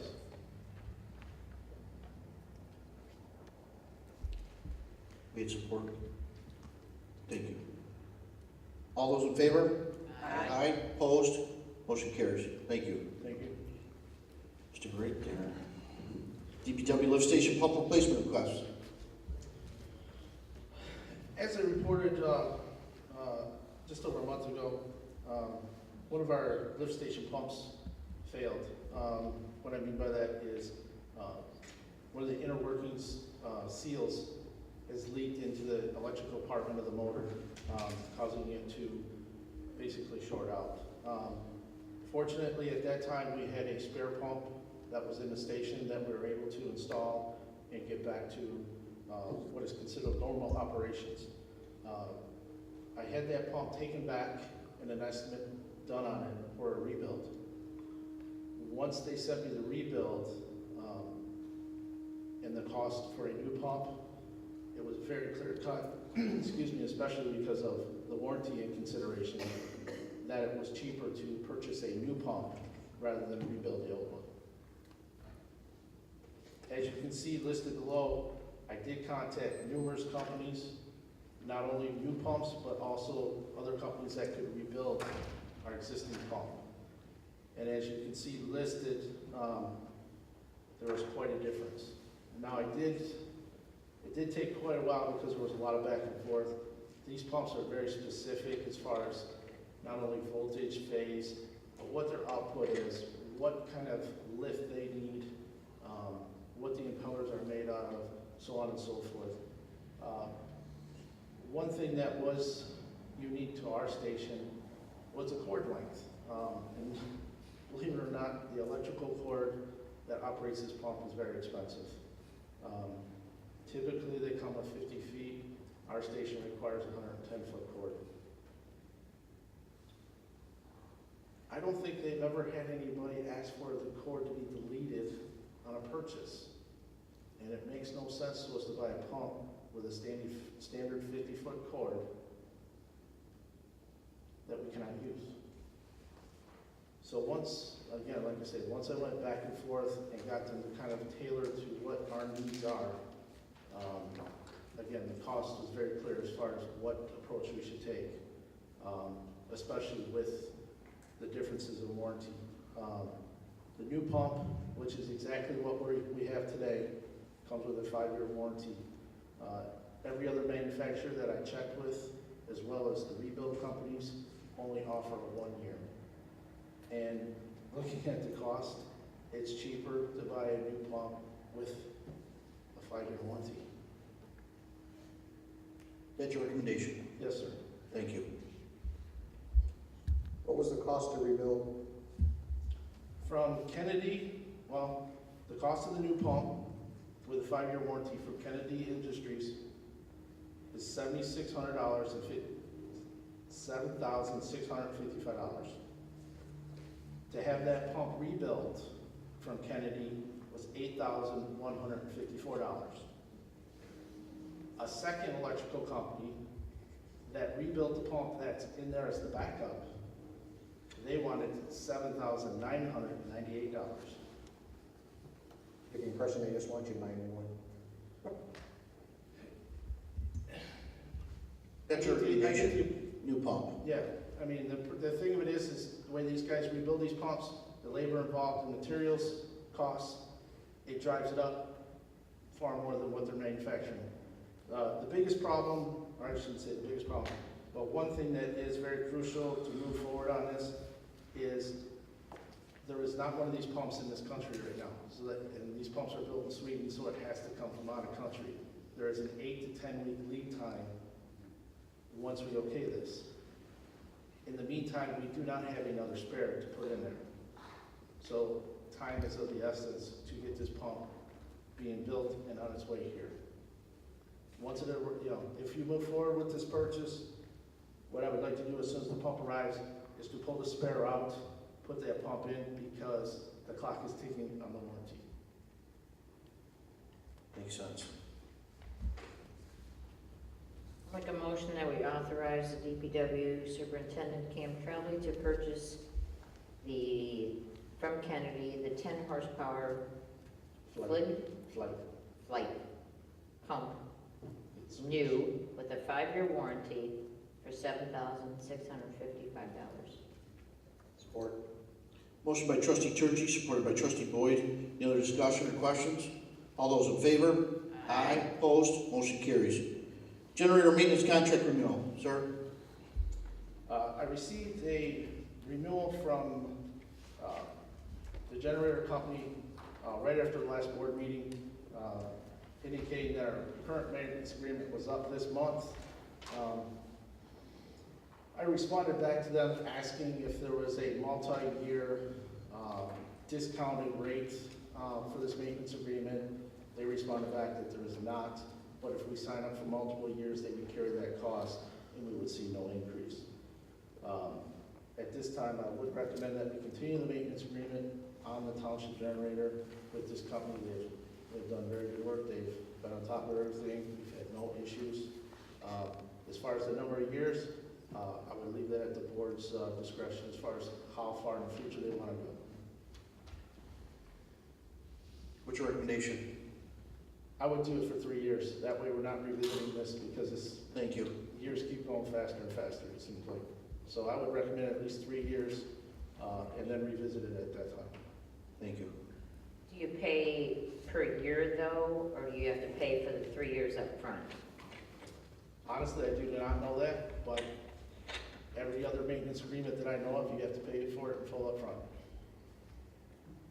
Can the budget hold that? Because I could see the advantage of it, yeah, it's great if you could hold that price, because you know you have to have it anyway. But if we don't have $2,100, what do we do? This one should be If okay. we don't have $2,100, you're right, what do? We need to shut the doors here. It would end up being more likely, I mean, I don't see no reason to change companies at this time. So I see this company at least doing the maintenance for the next 3 years.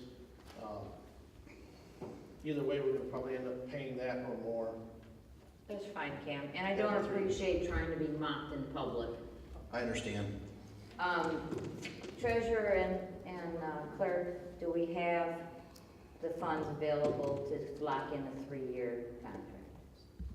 I'll make the motion that we take a 3-year contract with Gen Power at a cost of $705 per year. Thank you, Cam. Support. Support. Thank you. Motion by trustee Churchy, supported by clerk Keith. Any other questions or discussion? All those in favor? Aye. Aye. Opposed? Motion carries.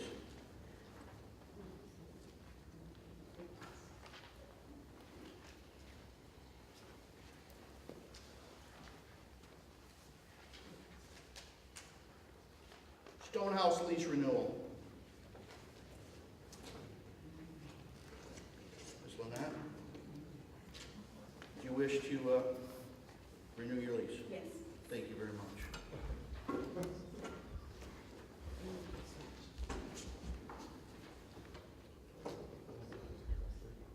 Angie, how is the house holding up? I mean, have you seen any foreseeable problems I this haven't seen winter any, or? yeah, we've been there, what, 7 years, going on 8 years, I haven't seen any foreseeable problems except for the trees out back, and Cam's well aware of them. Right. They're dead, and I'm afraid that the one closest to the house is gonna come down and going to come on. Yeah. Didn't we have the other trees taken down The one just out, yeah, the recently? one out front, Right. there are 2 out front, I believe it was, the 2 Okay. big ones right in the driveway, right after we first moved in there.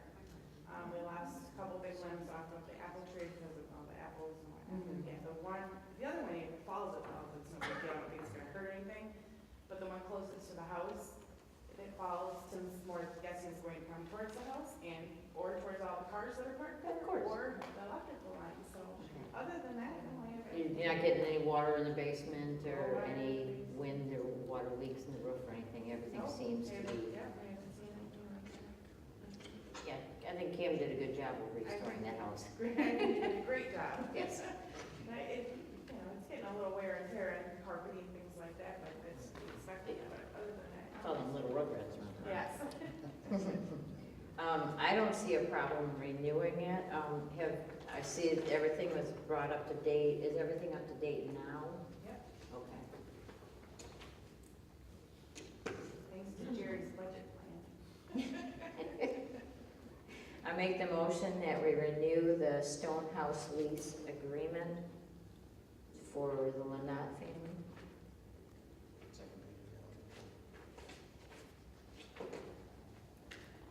Yeah.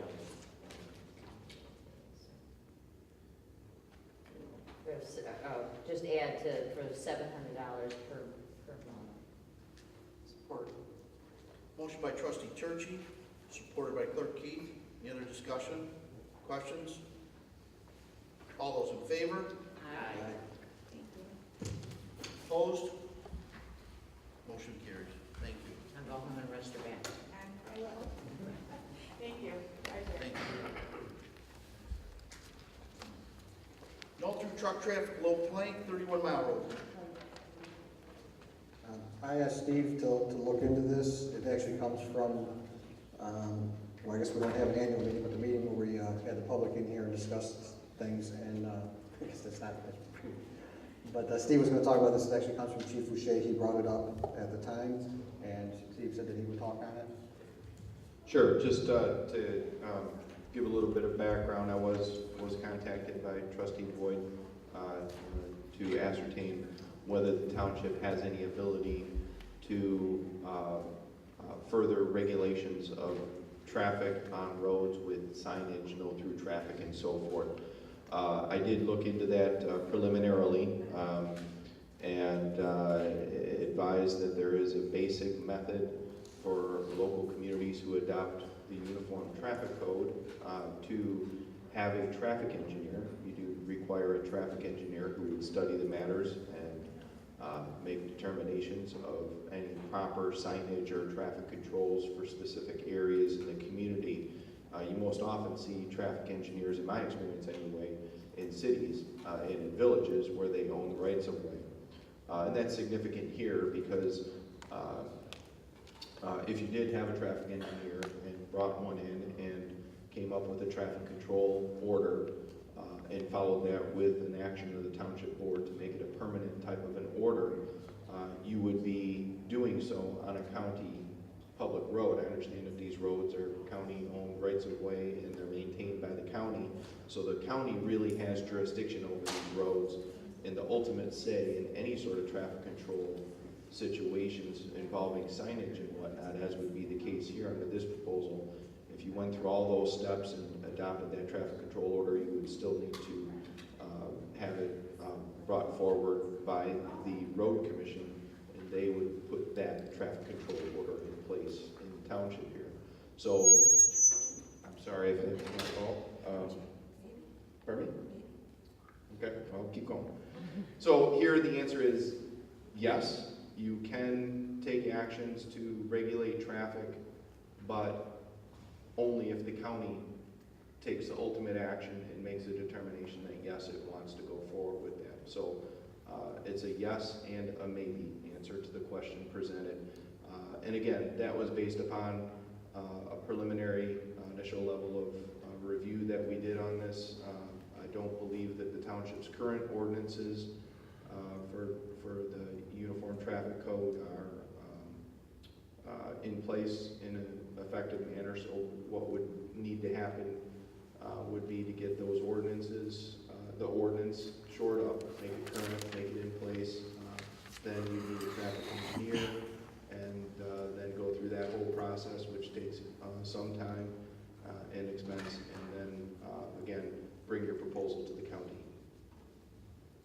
Alternatively, if I may just add, you can always make a request to the county without going through the Just whole gonna ask that question. process. I thought that might be a question, and assert your reasons for requesting that sort of traffic control in that area, give your reasons and so forth. The downside of that is you won't have the backing of a professional, trained traffic engineer to back you up in your reasons for that. That doesn't mean that the county still won't give it its due and its consideration. So that's where I start. The rest is really a policy consideration of how the board would like to proceed on this matter. Do you know how New Haven was able to get those signs posted? I mean, because all the county did was post one at 32 and Haven Ridge and one at the south end. All of a sudden, you couldn't have trucks on there. I do not. It is a village, and that might have had some impact on it, but I did not go to the extent of looking into how any prior sorts of orders have been put into place. So is this something that our planning commission should look at? Not necessarily. It's not necessarily something that would have to come from the planning commission.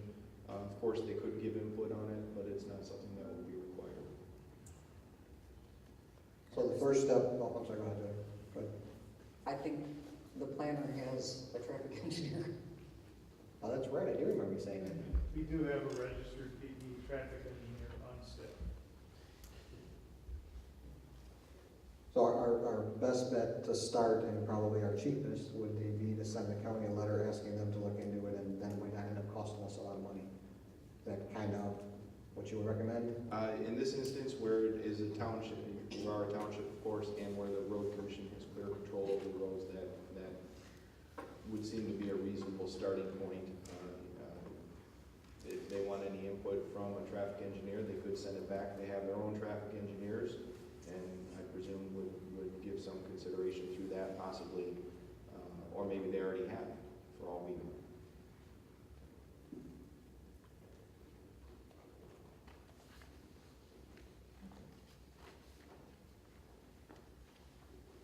I sent everybody a copy of the letter that Chief Boucher sent me, and if the board's comfortable with it, or if the supervisor wants to take it upon himself just to come from a higher level, maybe send that letter with a request to the county. Does that sound like a good place to start for the board? What do you guys think? I will comment on this and let you guys know, typically in these situations like this, if you don't look at the whole area, we're dealing with my roads here and other cut roads. What you do is divert the problem with these situations, where if they're not going through town for a certain reason, they're using these side roads. So be it 31, now they take 29 instead of 30 because of the bridge or they do other alternate routes to get around it, which could impact the other residents in those areas. I agree to a point, Ron, but they're not gonna drive all the way down to 29 Mile Road when they're already on 32 Mile Road. That is our main problem. They're on 32 Mile Road. They have to go to Foster's to refuel. They're not gonna go they can't go down the ridge, and they can't go down New Haven Road from North Avenue because it's all posted. So we have spent thousands of dollars of our taxpayer money on rebuilding Old Lincoln 31. Every year. Every year, and then all the truck traffic is ruining the road. Yep. Because they want to avoid going through on a paved road, going through downtown Richmond because of the traffic signals. Well. And because of the tickets. Exactly. Exactly. They use us to bypass tickets, which are very costly and expensive for them. And they'll do it by any means. If it means going out of the way a little bit, they're gonna do whatever they can. And if that means ruining our roads, then we need to step up and take a stand and say, you're not gonna ruin our roads anymore. I've contacted the county regarding this, asked for additional sheriffs to set up on these roads, to try and do it, and, their response is, we'll do the best we can, because with the resources we have. Other than having a car totally dedicated to that, how else do you cover it? But what I'm seeing is a lot of times it just moves this situation to a different location, and we're still dealing with the same problem. Just to let everybody know. Well, I'd like to see the county at least ask if they would, and then if they will not post or if they won't look into it, then we can look at it at that point on what our next step is. I'll be happy to ask them again. So, If the supervisor's office doesn't have time, possibly Chris could work with them to formulate a letter, and have it come from the Board of Trustees, asking if the county would look at doing something about those roads. Because it's not, the police aren't gonna do anything if they're not speeding, or whatever. It's to try to keep some of those trucks off of there, because it's just destroying the roads. What about having Steve put together a letter? What about having Steve put together a letter? I mean, I don't know. I'm grasping at straws here because I don't know which direction to turn with that. If I may, Mr. Supervisor? Yes. I'd be happy to assist in putting the letter together, assisting the township putting it together. If there is a traffic engineer on staff at the clear zoning offices, it might not be a bad idea to have that individual take a quick look at it. Not necessarily, I don't think the board is looking for a traffic study or anything of that extent, but there might be a point or two that could be made in connection with the letter. Ultimately, I would not be sending the letter, of course. It should, I presume, come from the township supervisor at the direction of the township board, and perhaps even include some of the minutes or some reference to the meeting that it occurred at, and it was pursuant to a motion of the board. And additionally, I think it's important to mention the townships in that letter, the fact that the township is contributing to the maintenance of these roads, and is concerned about the expenditure of those funds and the use of these roads for this truck traffic, which is increasing the cost.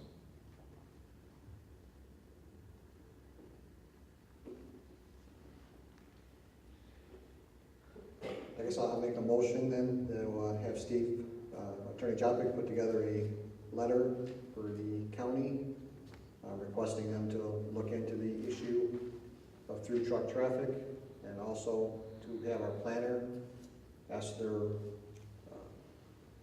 what'd you say their traffic engineer? Yes. Traffic engineer, look into it a little bit and see if he can advise us on what to put in the letter. Support. Motion by trustee Boyd, supported by treasurer Attenbacher. Any other questions or discussion? All those in favor? Aye. Opposed? Motion carries. Pre-application review fees. Again, I contacted, actually myself and Shemet contacted Steve, and if you would, he was going to talk on this one also. Yes, I was contacted by the township engineer and trustee Boyd about the township's ability legally to charge consultant time spent on land development matters that aren't formally submitted as an application or a request for any sort of approval yet. So it would be whether you can charge review fees for matters that haven't been formally submitted or applied for any sort of land use approval yet. And as a preliminary matter, again, I didn't dig super deep into this without my suggestion to trustee Boyd was that I do some initial look at it, give some initial thoughts, and come to the board for further direction before expending too much time and effort on this. But what I did find in the township's current ordinances, I felt the board would probably ask, what do we have in our current ordinances? So I did do a review of the current ordinances and basically found that several of the ordinances do have review fee charges in them currently for things such as site plan review, special land use review, lot splits, zoning text amendments, zoning map amendments, and things of that nature. I think that's a pretty complete list of what I came up and summarized on this. But those review fees are for post-application. Once the application is submitted, then those review fees kick in. The ordinances say that there will be a review fee that attaches to those things, and the amount is to be set by a township board resolution. And then there's a third category, the only area, or a second category where it's the only area where there's a pre-application fee involved, and that's for PUDs. But that is a pre-application conference that is required under township ordinances. And the ordinance says that you have to pay a review fee in connection with that for the planner, consultants involved in that, and the administration.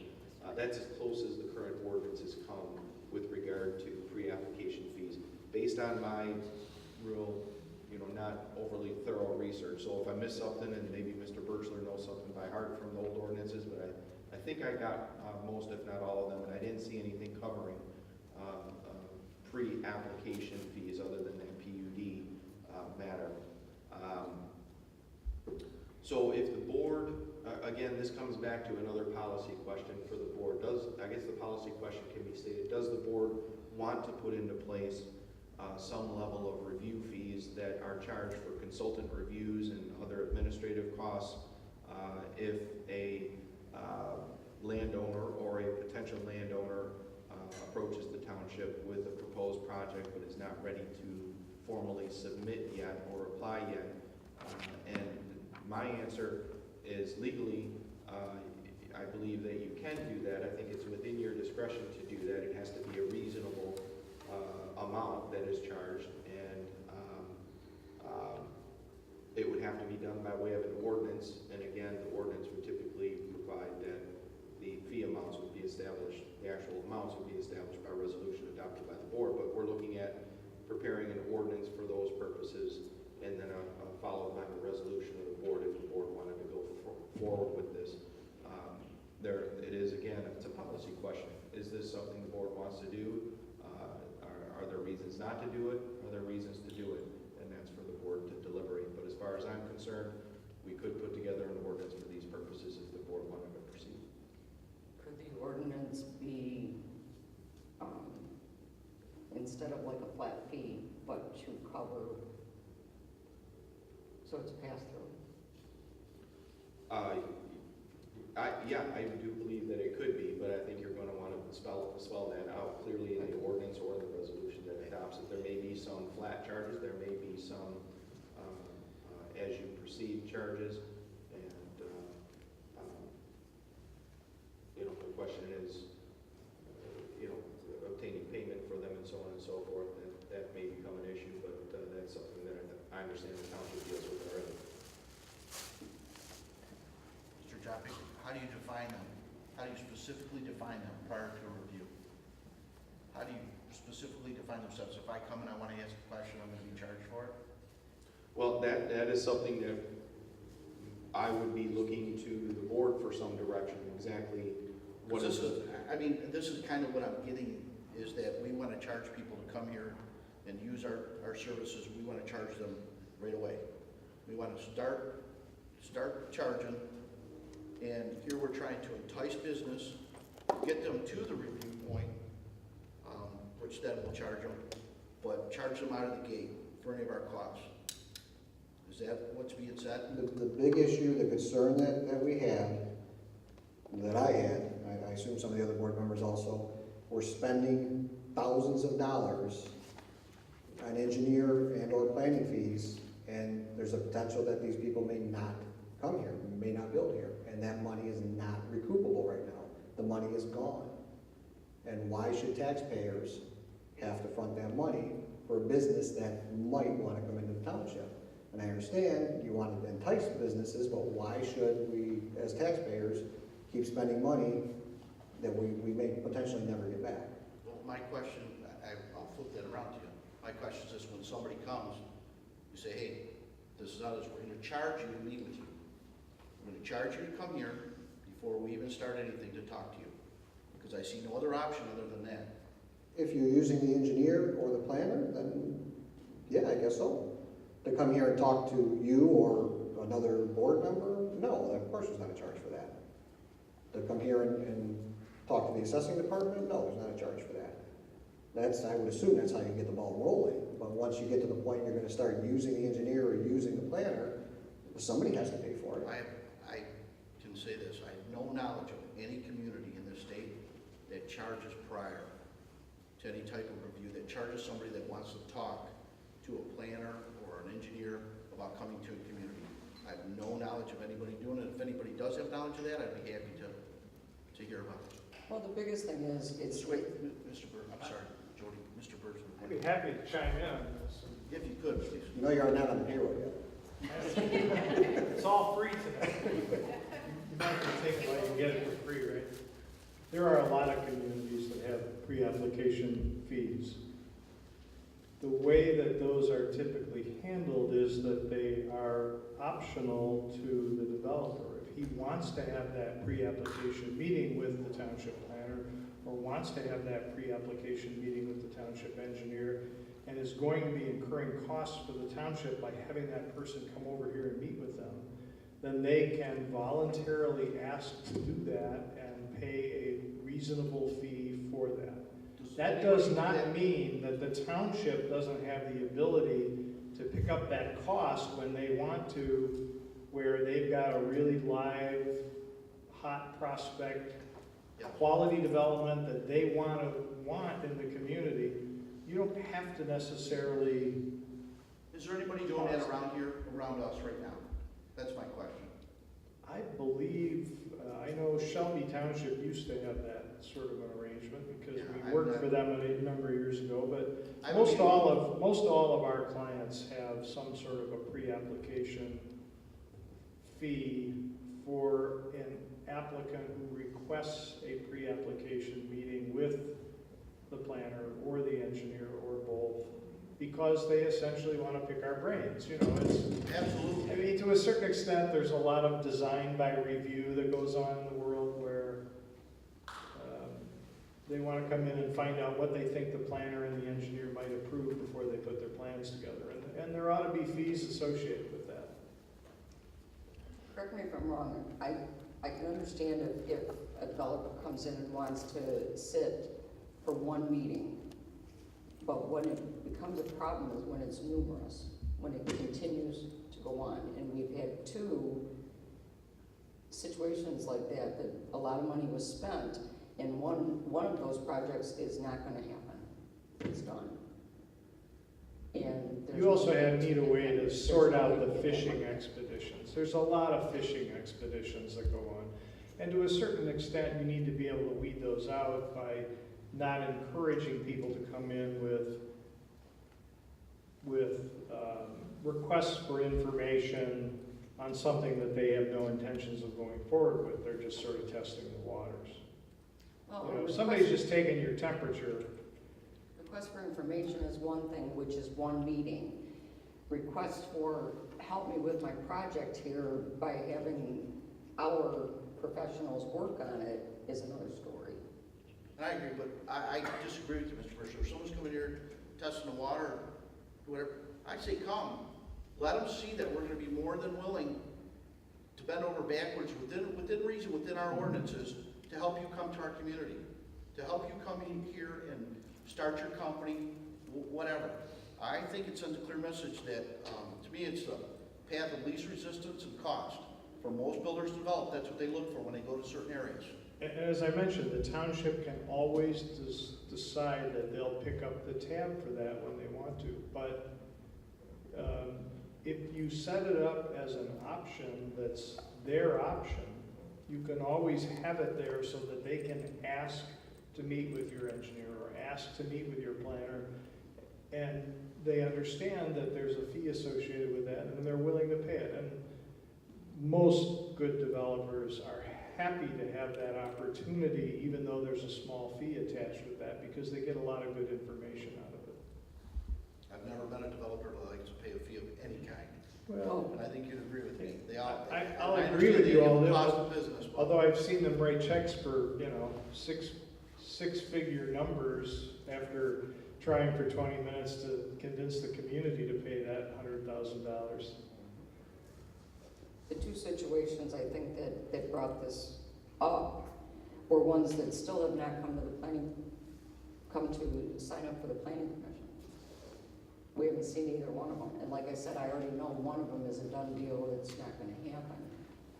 So, if they were really truly, the golf course one went on for months, for absolutely months, and they never came in front of the planning commission. And Sir Med spent a lot of time with them. Didn't they have their own engineer that they were paying? Mr. Safe. I agree, don't stymie development. I think we're talking about the same thing. We're trying to accomplish the same goal, is trying to protect the township from overcharges and overruns. And a developer coming in and have your own consultant as a planner or engineer design everything for them up front, and we're trying to avoid that. The small questions, the quick questions, that's why I'm here on Wednesdays. You know, when somebody comes in, there's absolutely no charge to nobody. No, not to the township, not to the developer. Those 2 hours every Wednesday provided to anybody to ask any questions. But I think the board is, and what Mr. Boyd is trying to accomplish here is the big projects, that somebody comes in and they want to know every detail that may kill the project or not make it move forward. Those are the large scale projects that the developer have a lot of questions. They want to gather as much information that they need before they go spend $60 million on a piece of property. And that's what I think this board needs to look at. Is how would you protect the township or something like that? So you could put a certain pre-application fee based on either time material or based on an application base or based on the size of the project, and have the developer be aware of it. And just say basically, here are the fees. And if you want to move forward, here are the pre-application fees that you need to make a deposit first, or be aware of, or acknowledge somehow that the professional consultants of the township will be charging you, and it's a pass-through. And I think that's my biggest point, is if you got someone that wants to come in and spend $50 million to build a project here, I find it hard to believe they're gonna balk at spending $8,000 to get that going or to look into it, whereas a township resident that's paying them taxes, I have a problem with spending $8,000 of my tax money to do this. That's my point, that's my concern. So I think you hit it right on the head. That's exactly why we're here during the meetings and during the planning commission meeting and during Wednesdays. You know, all those hours are no charge for those. Thank you, sir. Mr. Jeanette? Another question I have is, has anyone ever done any research to see what the other townships charge locally? Because I hate for us to say $8,000 when Chesterfield charges $5,000. So if I'm a builder, why wouldn't I go down there and spend $5,000 versus $8,000 up here? Have we researched that to determine what to align our fees if we're going to do that with other townships that surround this community? As far as building fees and stuff like Yeah, that? to what we're asking, what you guys are asking for. I mean, does anyone? Go. I can give you an idea. I believe other communities, and I think Dave mentioned Utica or Shelby, they're a couple $100 for a pre-application, but that limits the applicant for maybe an hour, and that does not include any research or any feedback. That's only to sit down and have the consultant provide their time and history and expertise to the applicant.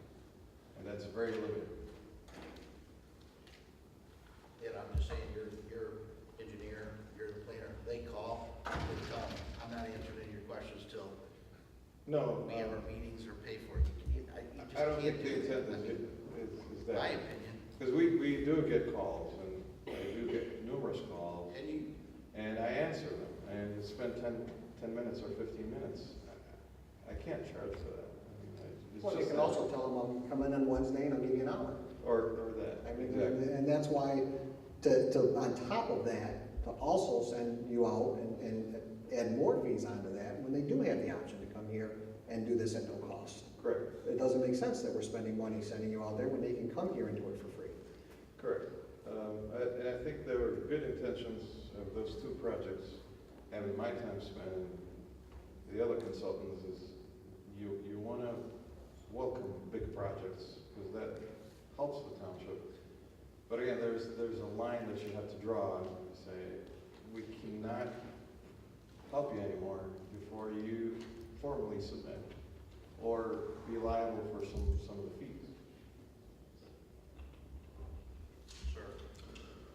Well, if I can chime in an additional idea here in terms of where that line might be, it could be a dollar amount. If you remember, I said first you'd adopt an ordinance saying you're going to charge these fees, and then you'd adopt a resolution saying what the fees would be. Well, in that resolution, the board could draw that line and say for the first X number of dollars that are expended by the township, there won't be a charge, and then once you reach that, then you will be charged until you apply. And what that dollar amount is, again, comes back to the board to talk about. I hate to keep piling on ideas, but that might be something to consider that could be worked into the ordinance. And additionally, I think that would get away from any claims that you're treating developers differently. You have somebody come in. Of all that. Right, and I from a legal standpoint, I think it's when I lean this direction. From a legal standpoint, I become a little bit concerned with simply saying, okay, John Smith Company, you're not going to get charged, and Bill Jones Company, you are going to get charged. So that would help alleviate from that.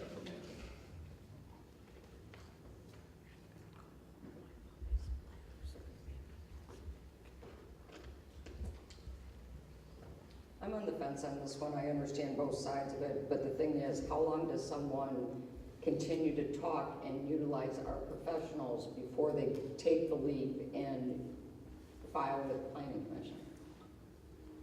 And the two that we're talking about, they've been around for months and months and months. They are large-scale projects. But they have yet to go through the process. Correct. The township process is, you go to the planning commission. And at that point, we are giving stuff to the engineer. We are giving stuff to the planner. But it's utilizing these two professionals before they ever start the process. I think this is a good mechanism to, limit the developers. It's not an open-ended, it's not free service. You're using the township and their consultants. It's not an open-ended service. So putting that policy together will, make them think twice and have their list of questions ready and get them done quickly rather than drag on and on and on. Steve, what if they put in the resolution instead of a dollar amount, a time amount? Or a time amount. do either way. Up to a certain time, let's just say hypothetically 1 hour for Dave in Surmed, you get 1 hour of time.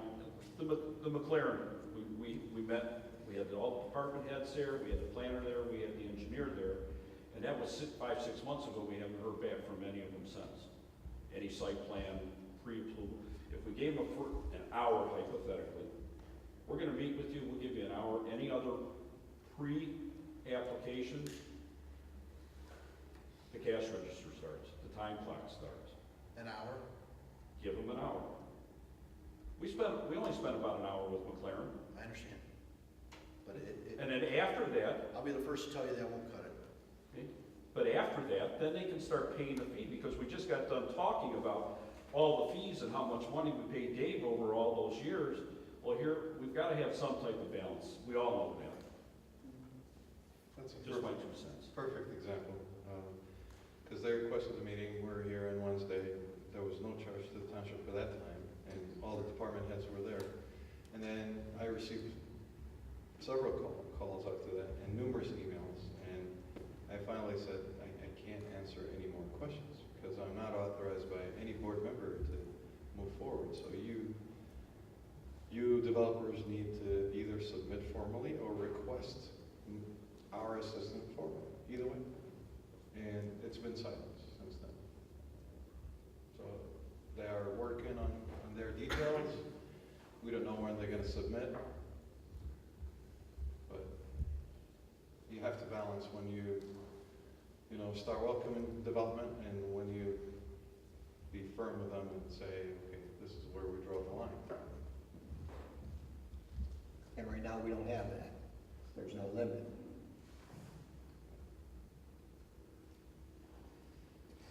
What about the preliminary meeting? Just period. Not saying that only is an hour, and then after an hour, you're going like this. Sorry, can I make a suggestion due to time? Could we put this off to the policy meeting or something like that, where we're gonna have this long discussion about it? Would that be in everybody's favor? If not, I'm more than happy to sit here. I think we should take a 5-minute break or something here shortly. Can we maybe have Steve draw up a sample ordinance and leave the hour amounts blank or dollar amounts blank, and then go from there next meeting? That sounds like a decent idea.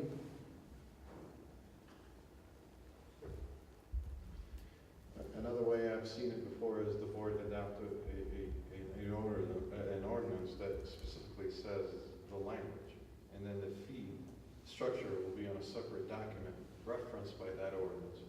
So if any of these fees need to be updated on a yearly basis, you don't have to change the ordinance, you just change that one sheet. So the language, Steve, would be perfect to put it together, and then the details would be worked out at a later time. Another option, instead of paying the attorney right off the bat now, is to check with the other townships. Not only for the cost of what they charge, but do they have a procedure in place for something like that? I will be meeting I with a mean- number of supervisors tomorrow. You know, especially like Chesterfield, they should have something like that, because they were, them and Macomb townships were on the building end, back 10 years ago. So they have had to, I'm sure they've been approached like this before. So if we get some ideas from some of the other townships, then we can formulate something.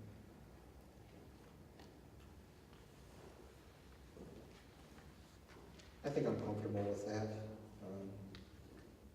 Tabling it, and Ron said he's gonna be meeting with other supervisors tomorrow, so I'll make a motion to table the pre-application review fees, and that the township supervisor and anybody else that wants to look into what other nearby surrounding townships are, how they're handling it. Motion by trustee Boyd, supported by trustee Turchi. Any other questions, discussion? All those in favor? Aye. Opposed? Motion carries. Before we go on this, anybody want to take a 5-minute, or is everybody good? I think we're okay. Everybody good? Okay.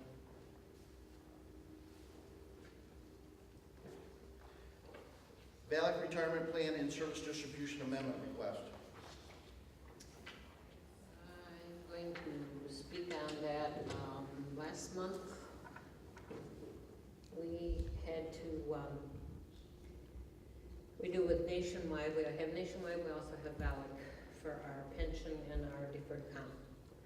Last month, we had a situation with one of our employees that was trying to get a disbursement and found out that we couldn't do it here because our plan didn't allow those employees to withdraw funds without, what do they call it, an in-service distribution amendment. So we did that for Nationwide. Well, VALIC, in the past month, I've tried to get a disbursement for mine, and apparently we have the same situation with VALIC. None of us can get our money out of there until we have this same distribution amendment request done. Now, I'm not sure of the gentleman that's on, that's our person, Michael Gatone, who left a message over the weekend with, on my machine at home. I don't know what the fee is. Last month it was a one-time, one fee, not to every employee. I haven't gotten back with him. He's told me to get our HR person, which is Jody. I've given her the info on that, but of course we haven't, because it just happened, we haven't had a chance to get back with him. But I'm assuming we're going to need to do the same kind of thing, but I don't have an amount for, if it's a one-time fee, if it's a per person that's trying to do it, or how. I'm assuming it's probably gonna be the same situation, but we need to get on it because there are a few of us that, I mean, any of us that would try to use it right now. I had no idea that you couldn't do it, that we couldn't get our money out of it. So the question is, do we approve this tonight for VALIC? A resolution to approve in-service distributions and set a dollar amount of not to exceed, because we don't know what it's gonna be, not to exceed $500, one-time $500 fee, or do you want us to bring it back next month when we actually find out what that fee is? Because he didn't give her that information. Well, ultimately, doesn't it have to be paid? I mean, if people are gonna get their money, I mean, if we don't do it, then. And the problem is, this has not come about because there are, in my situation and two other employees here that are over 70 years of age. And so we've all started to get these papers in the mail about, we gotta do so much a year, blah, blah, blah. Well, none of us knew this. So we start to do it, and now we're running into the brick walls here where, oh, you can't do that because your board never, had this plan in place, so. What's your recommendation?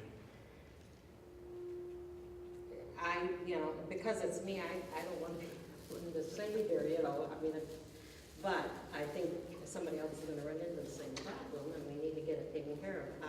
I have a feeling it's gonna work just the same way that Nationwide. No. So if we put a, Is your recommendation to do it now or wait till next month? I recommend that we do it now and put a cap on it. Okay. I don't care what the cap is, if it's $250, we know we paid $125 for Nationwide. That's your motion? I make a motion that we approve in-service distribution amendment for VALIC not to exceed $250 one-time fee. Support. Thank you. Motion by Clerk Keith, supported by Trustee Boyd. Any other questions or discussion? All those in favor? Aye. Opposed? Motion carries. Copy print pricing request.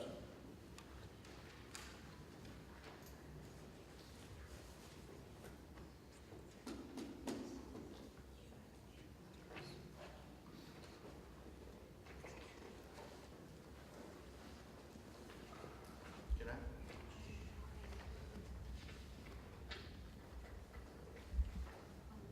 Good evening. I know this isn't a lot of money after what I decided on tonight. Bring the microphone closer, please speak up. Is that better? Okay. Good morning, or good evening. Good evening. The copy fees for FOIA request or an employee who's making copies at the copy machine for personal use is 6 cents a copy. And we haven't raised that in, well, all the years that I've been here, 12 years plus.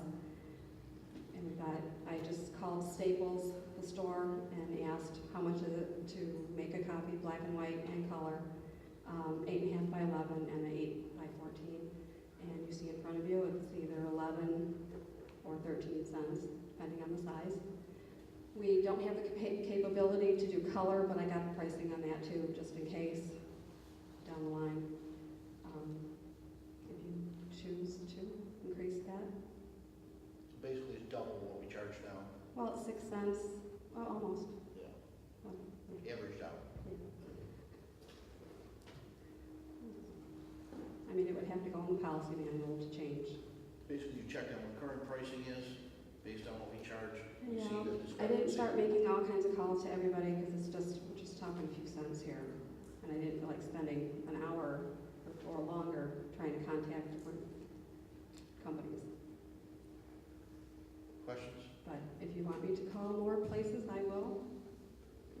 So this would go for FOIAs or anyone making copies on a personal level? Correct. Okay. I don't know if, it's been a long time since I worked the front counter, so I don't know if when somebody that's getting a copy of their field sheet, not theirs, but someone else's field card, it used to be $1 a copy. I don't know if they still do that because I'm not up there anymore. They should be. Yeah. I mean, I don't understand how we can charge $1 a copy there and then for a FOIA request it's only 6 cents, or it just doesn't make sense to me, but. Well, for the field sheets, you're paying for someone to get them, you know, two-sided and put them away after they're done. FOIA is different than. Well, yeah, actually, because you're doing it by the hour too, so. Right. We would just charge 15 cents a copy, period. Regardless of what size it is. Sounds good to me. I make a motion that we change the copy and print pricing that we charge for copies from 6 cents to 15 cents per copy. No color. Support. Motion by Clerk Keith, supported by Treasurer Attenbacher. Any other question or discussion? All those in favor? Aye. Opposed? Motion carries. Prepare solution for that version of BSNA software. Jeanette. This is one of those, we upgraded everything to the .NET, and there are now errors coming across on the backup situations. And the backup situation is very important. We don't want to lose that. It was brought back to that it is coming from the BSNA.net. Other municipalities that also upgraded to the .NET had the same problem. So the fix is these two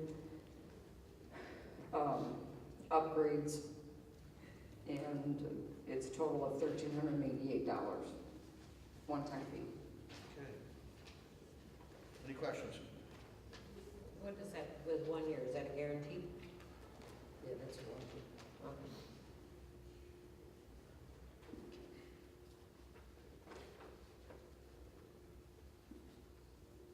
I make a motion that we go with the needed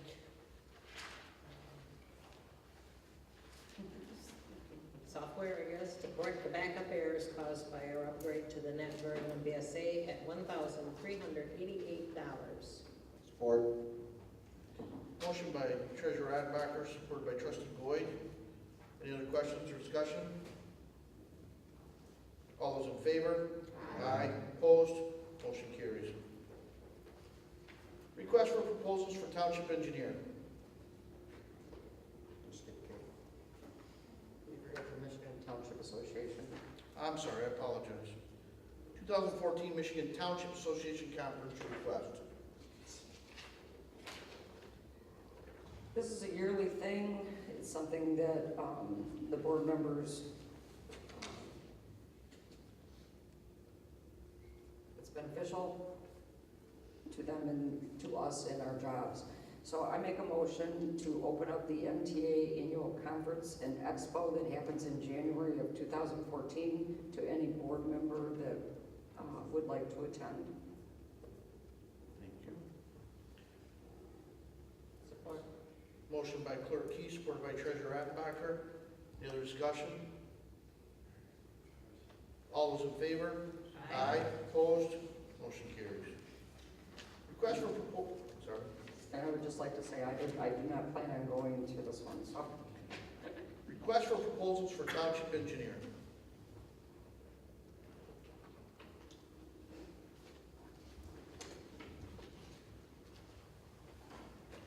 I guess I'll talk on that because I brought it up originally for all of these.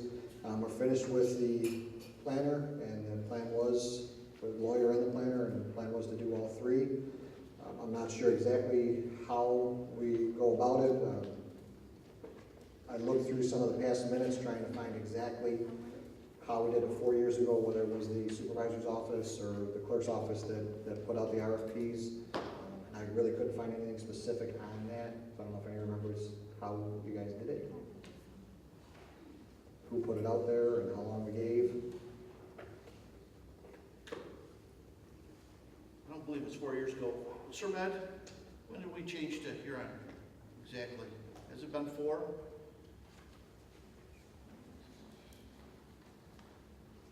Well, regardless, we just need to figure out. That was done in '08. Was it 08? Okay. Basically following the same procedure.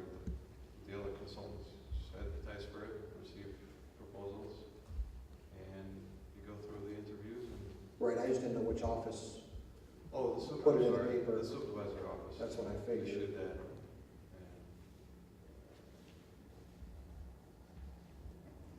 Just the advertisement, and then they pick up the specifications, and they put. RFP and RFQ goes out, but I will tell you too, based on time of year, you're looking at getting into the holidays. It was already an RFP ready to go. I thought I had it sitting in my bring this to, but I don't see it now.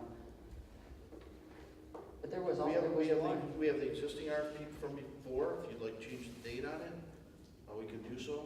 Oh, Once just- again, you're looking at a couple weeks to publish, time to get it back, interviews, it's gonna be into the holiday season.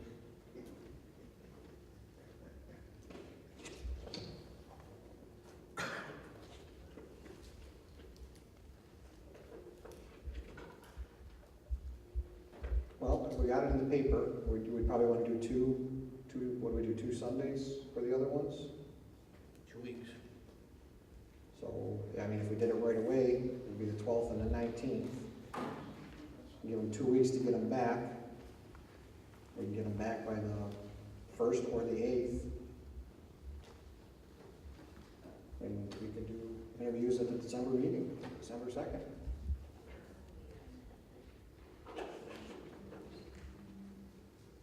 Yeah, but we're gonna do the meetings separate. Oh, that's true, yeah, yeah. But I mean, We could do them like December 4th or something. Doesn't mean we have to decide before Christmas or New Year's. yeah, worst case scenario, it's just gonna give us more time to look over the stuff. Well, just keep the one you got, save a lot of time. I agree with you, sir. I'll make the motion, can I? You just want to go home.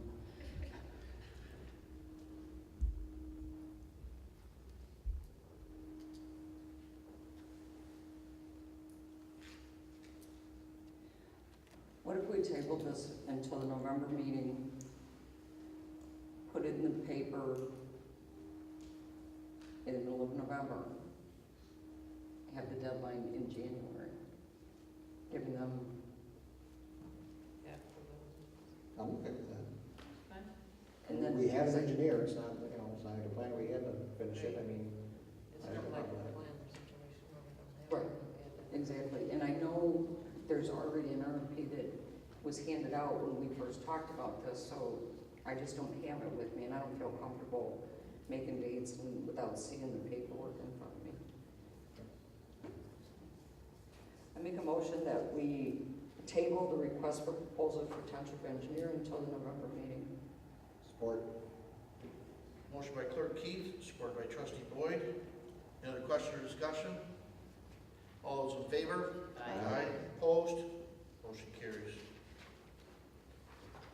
Senior citizen request. This really isn't mine. It's just that when I was reading her update, I saw that she was asking us a question. Yes, regarding opening the building on the holiday. She has her own key code. Well, exercise is also set up for that day. I mean, the gate's gonna be down. She would be the only person to have access. She would just have to be responsible for letting the people in and out. I see no problem with it. Nothing would have to change utility-wise or anything for the building. She would have them in this area and the restroom area. There'd be no going through the rest of the building. She'd be in charge. She's an employee of the township. She has her own key card, correct, Jeanette? I find her very trustworthy. Oh, I do too. I was just afraid that someone was gonna have to come and open the door for her and shut the door for her and shut the place up and we're closed. I think she's gonna have that responsibility. So, now what about exercise? Because the exercise lady does not have. I So- I discussed this with Luann when we both discovered that the 14th is Columbus Day. And exercise always closes when we're closed, so they won't be here. She's gonna use most of this facility, this room anyways for her crafting. And she will keep the doors locked. She will not open them unless she's standing there and lets a senior in that's gonna be doing crafting. If anybody comes to the door that wants anything else, she will let them know that we are closed and it's only for the seniors for crafting. And she does have, her swipe card would get her in the building. And she won't let any of them come through that door to, the office areas. They can't go anywhere. Right. Well, And it could be posted on the door, so she doesn't have to stand there. Well, at the time that it's supposed to start, she's gonna stay there. Some of them will come early and she'll just wanna get them. well, Yeah, reading this, it almost sounds like it's an ongoing thing all day, so she's probably gonna have to watch the door because, I mean, for that many hours, I doubt there's people gonna sit here for 5 hours, people are gonna come and go. That's what it sounds like to me anyways. I think our only issue, we're gonna have to make sure she knows how to turn the lights on and off, just to be sure. and like I said, I saw this when I was reading her, and she's asking for permission, and it was not on the board, on the agenda. Do we even have to do a motion for that? I agree with Ron, she's an employee, I come and go. I don't see why she couldn't come. Right, but if we're closed, it's supposed to be if we're closed, we're closed. I don't have a problem with it if she's the one that's opening the doors and but as soon as you have to bring someone else in to open and close the doors, then.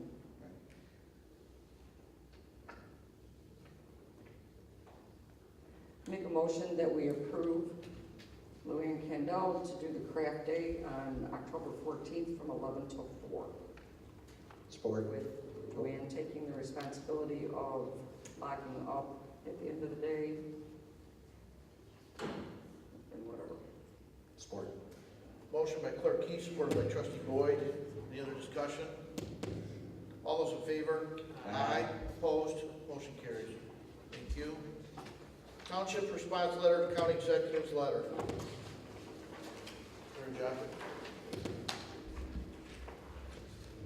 Yes, thank you, Mr. Supervisor. As I believe the board is aware, County Executive Hackle has sent a letter to the township asking the township several questions in connection with the county's consideration of a possible amendment to the Macomb County Solid Waste Management Plan. He's asked for a response from the township, and what's in your packet is a draft response from the township for the board to consider. Any comments, changes, whatnot are 100% welcome. This is presented to you to give you an idea of what might be an appropriate response to this matter. And as you can see from the draft letter that's been put together for you to consider, it does indicate that the township board has discussed Mr. Hackle's letter and is is authorizing the supervisor to respond, so the supervisor would be the signatory to this letter on behalf of the township board. And what it does is it answers the series of questions that have been presented. The first one is whether what the township's position would be on enabling a new landfill and or related facilities to be located in Lennox Township. And the draft letter simply refers to the resolution that was adopted by the board at its last meeting and encloses a copy of that for Mr. Hackle to have in his possession to see what the township's board's position was on this issue.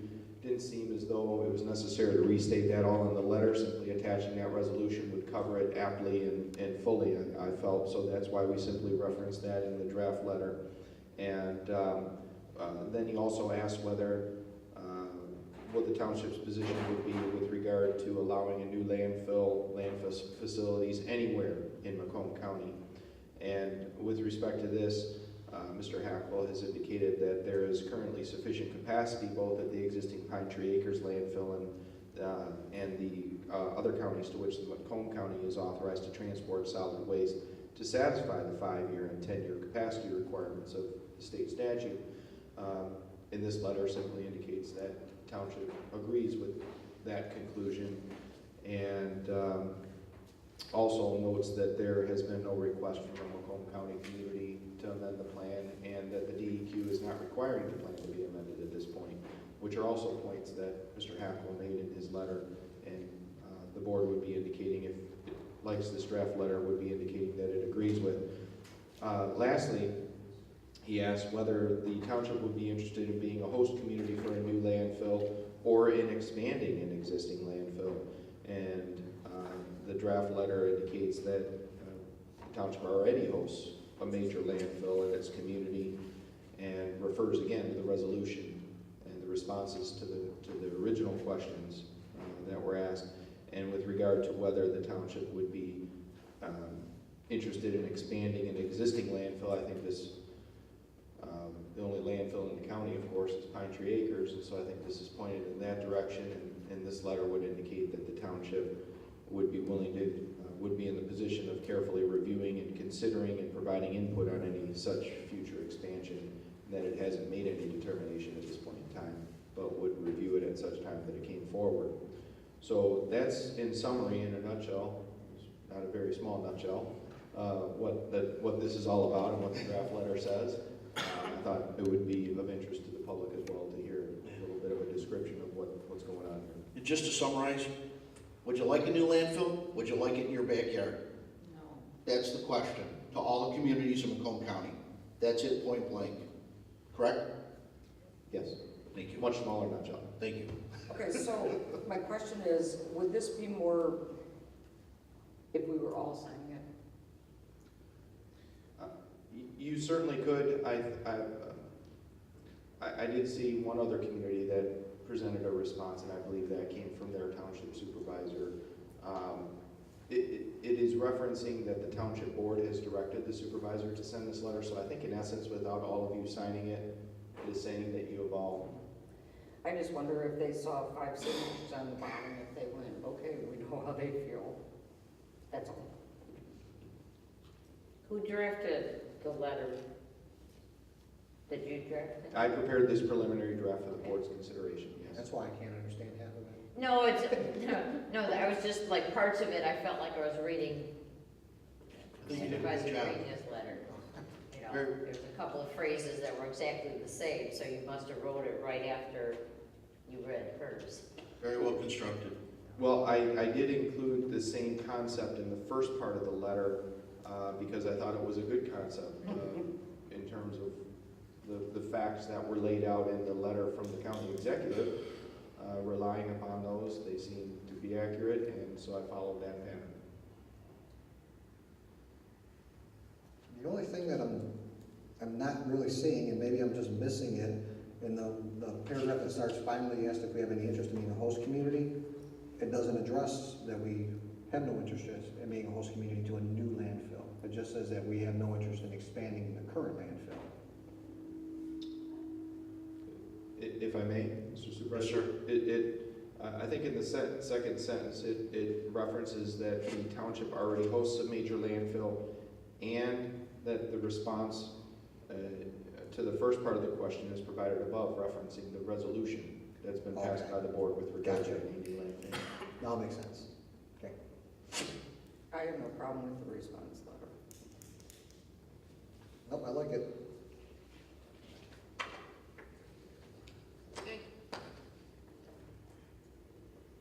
Need a motion?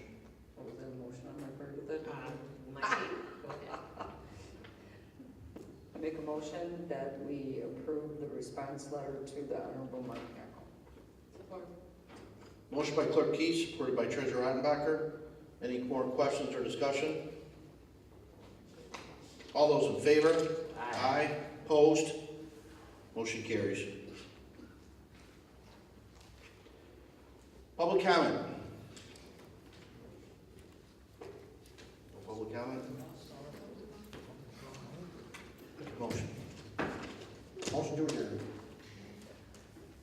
Support. Motion by Trustee Boyd, supported by Treasurer Ottenbacher. Any other discussion? All those in favor? Aye. Opposed? Motion carries. Meeting adjourned.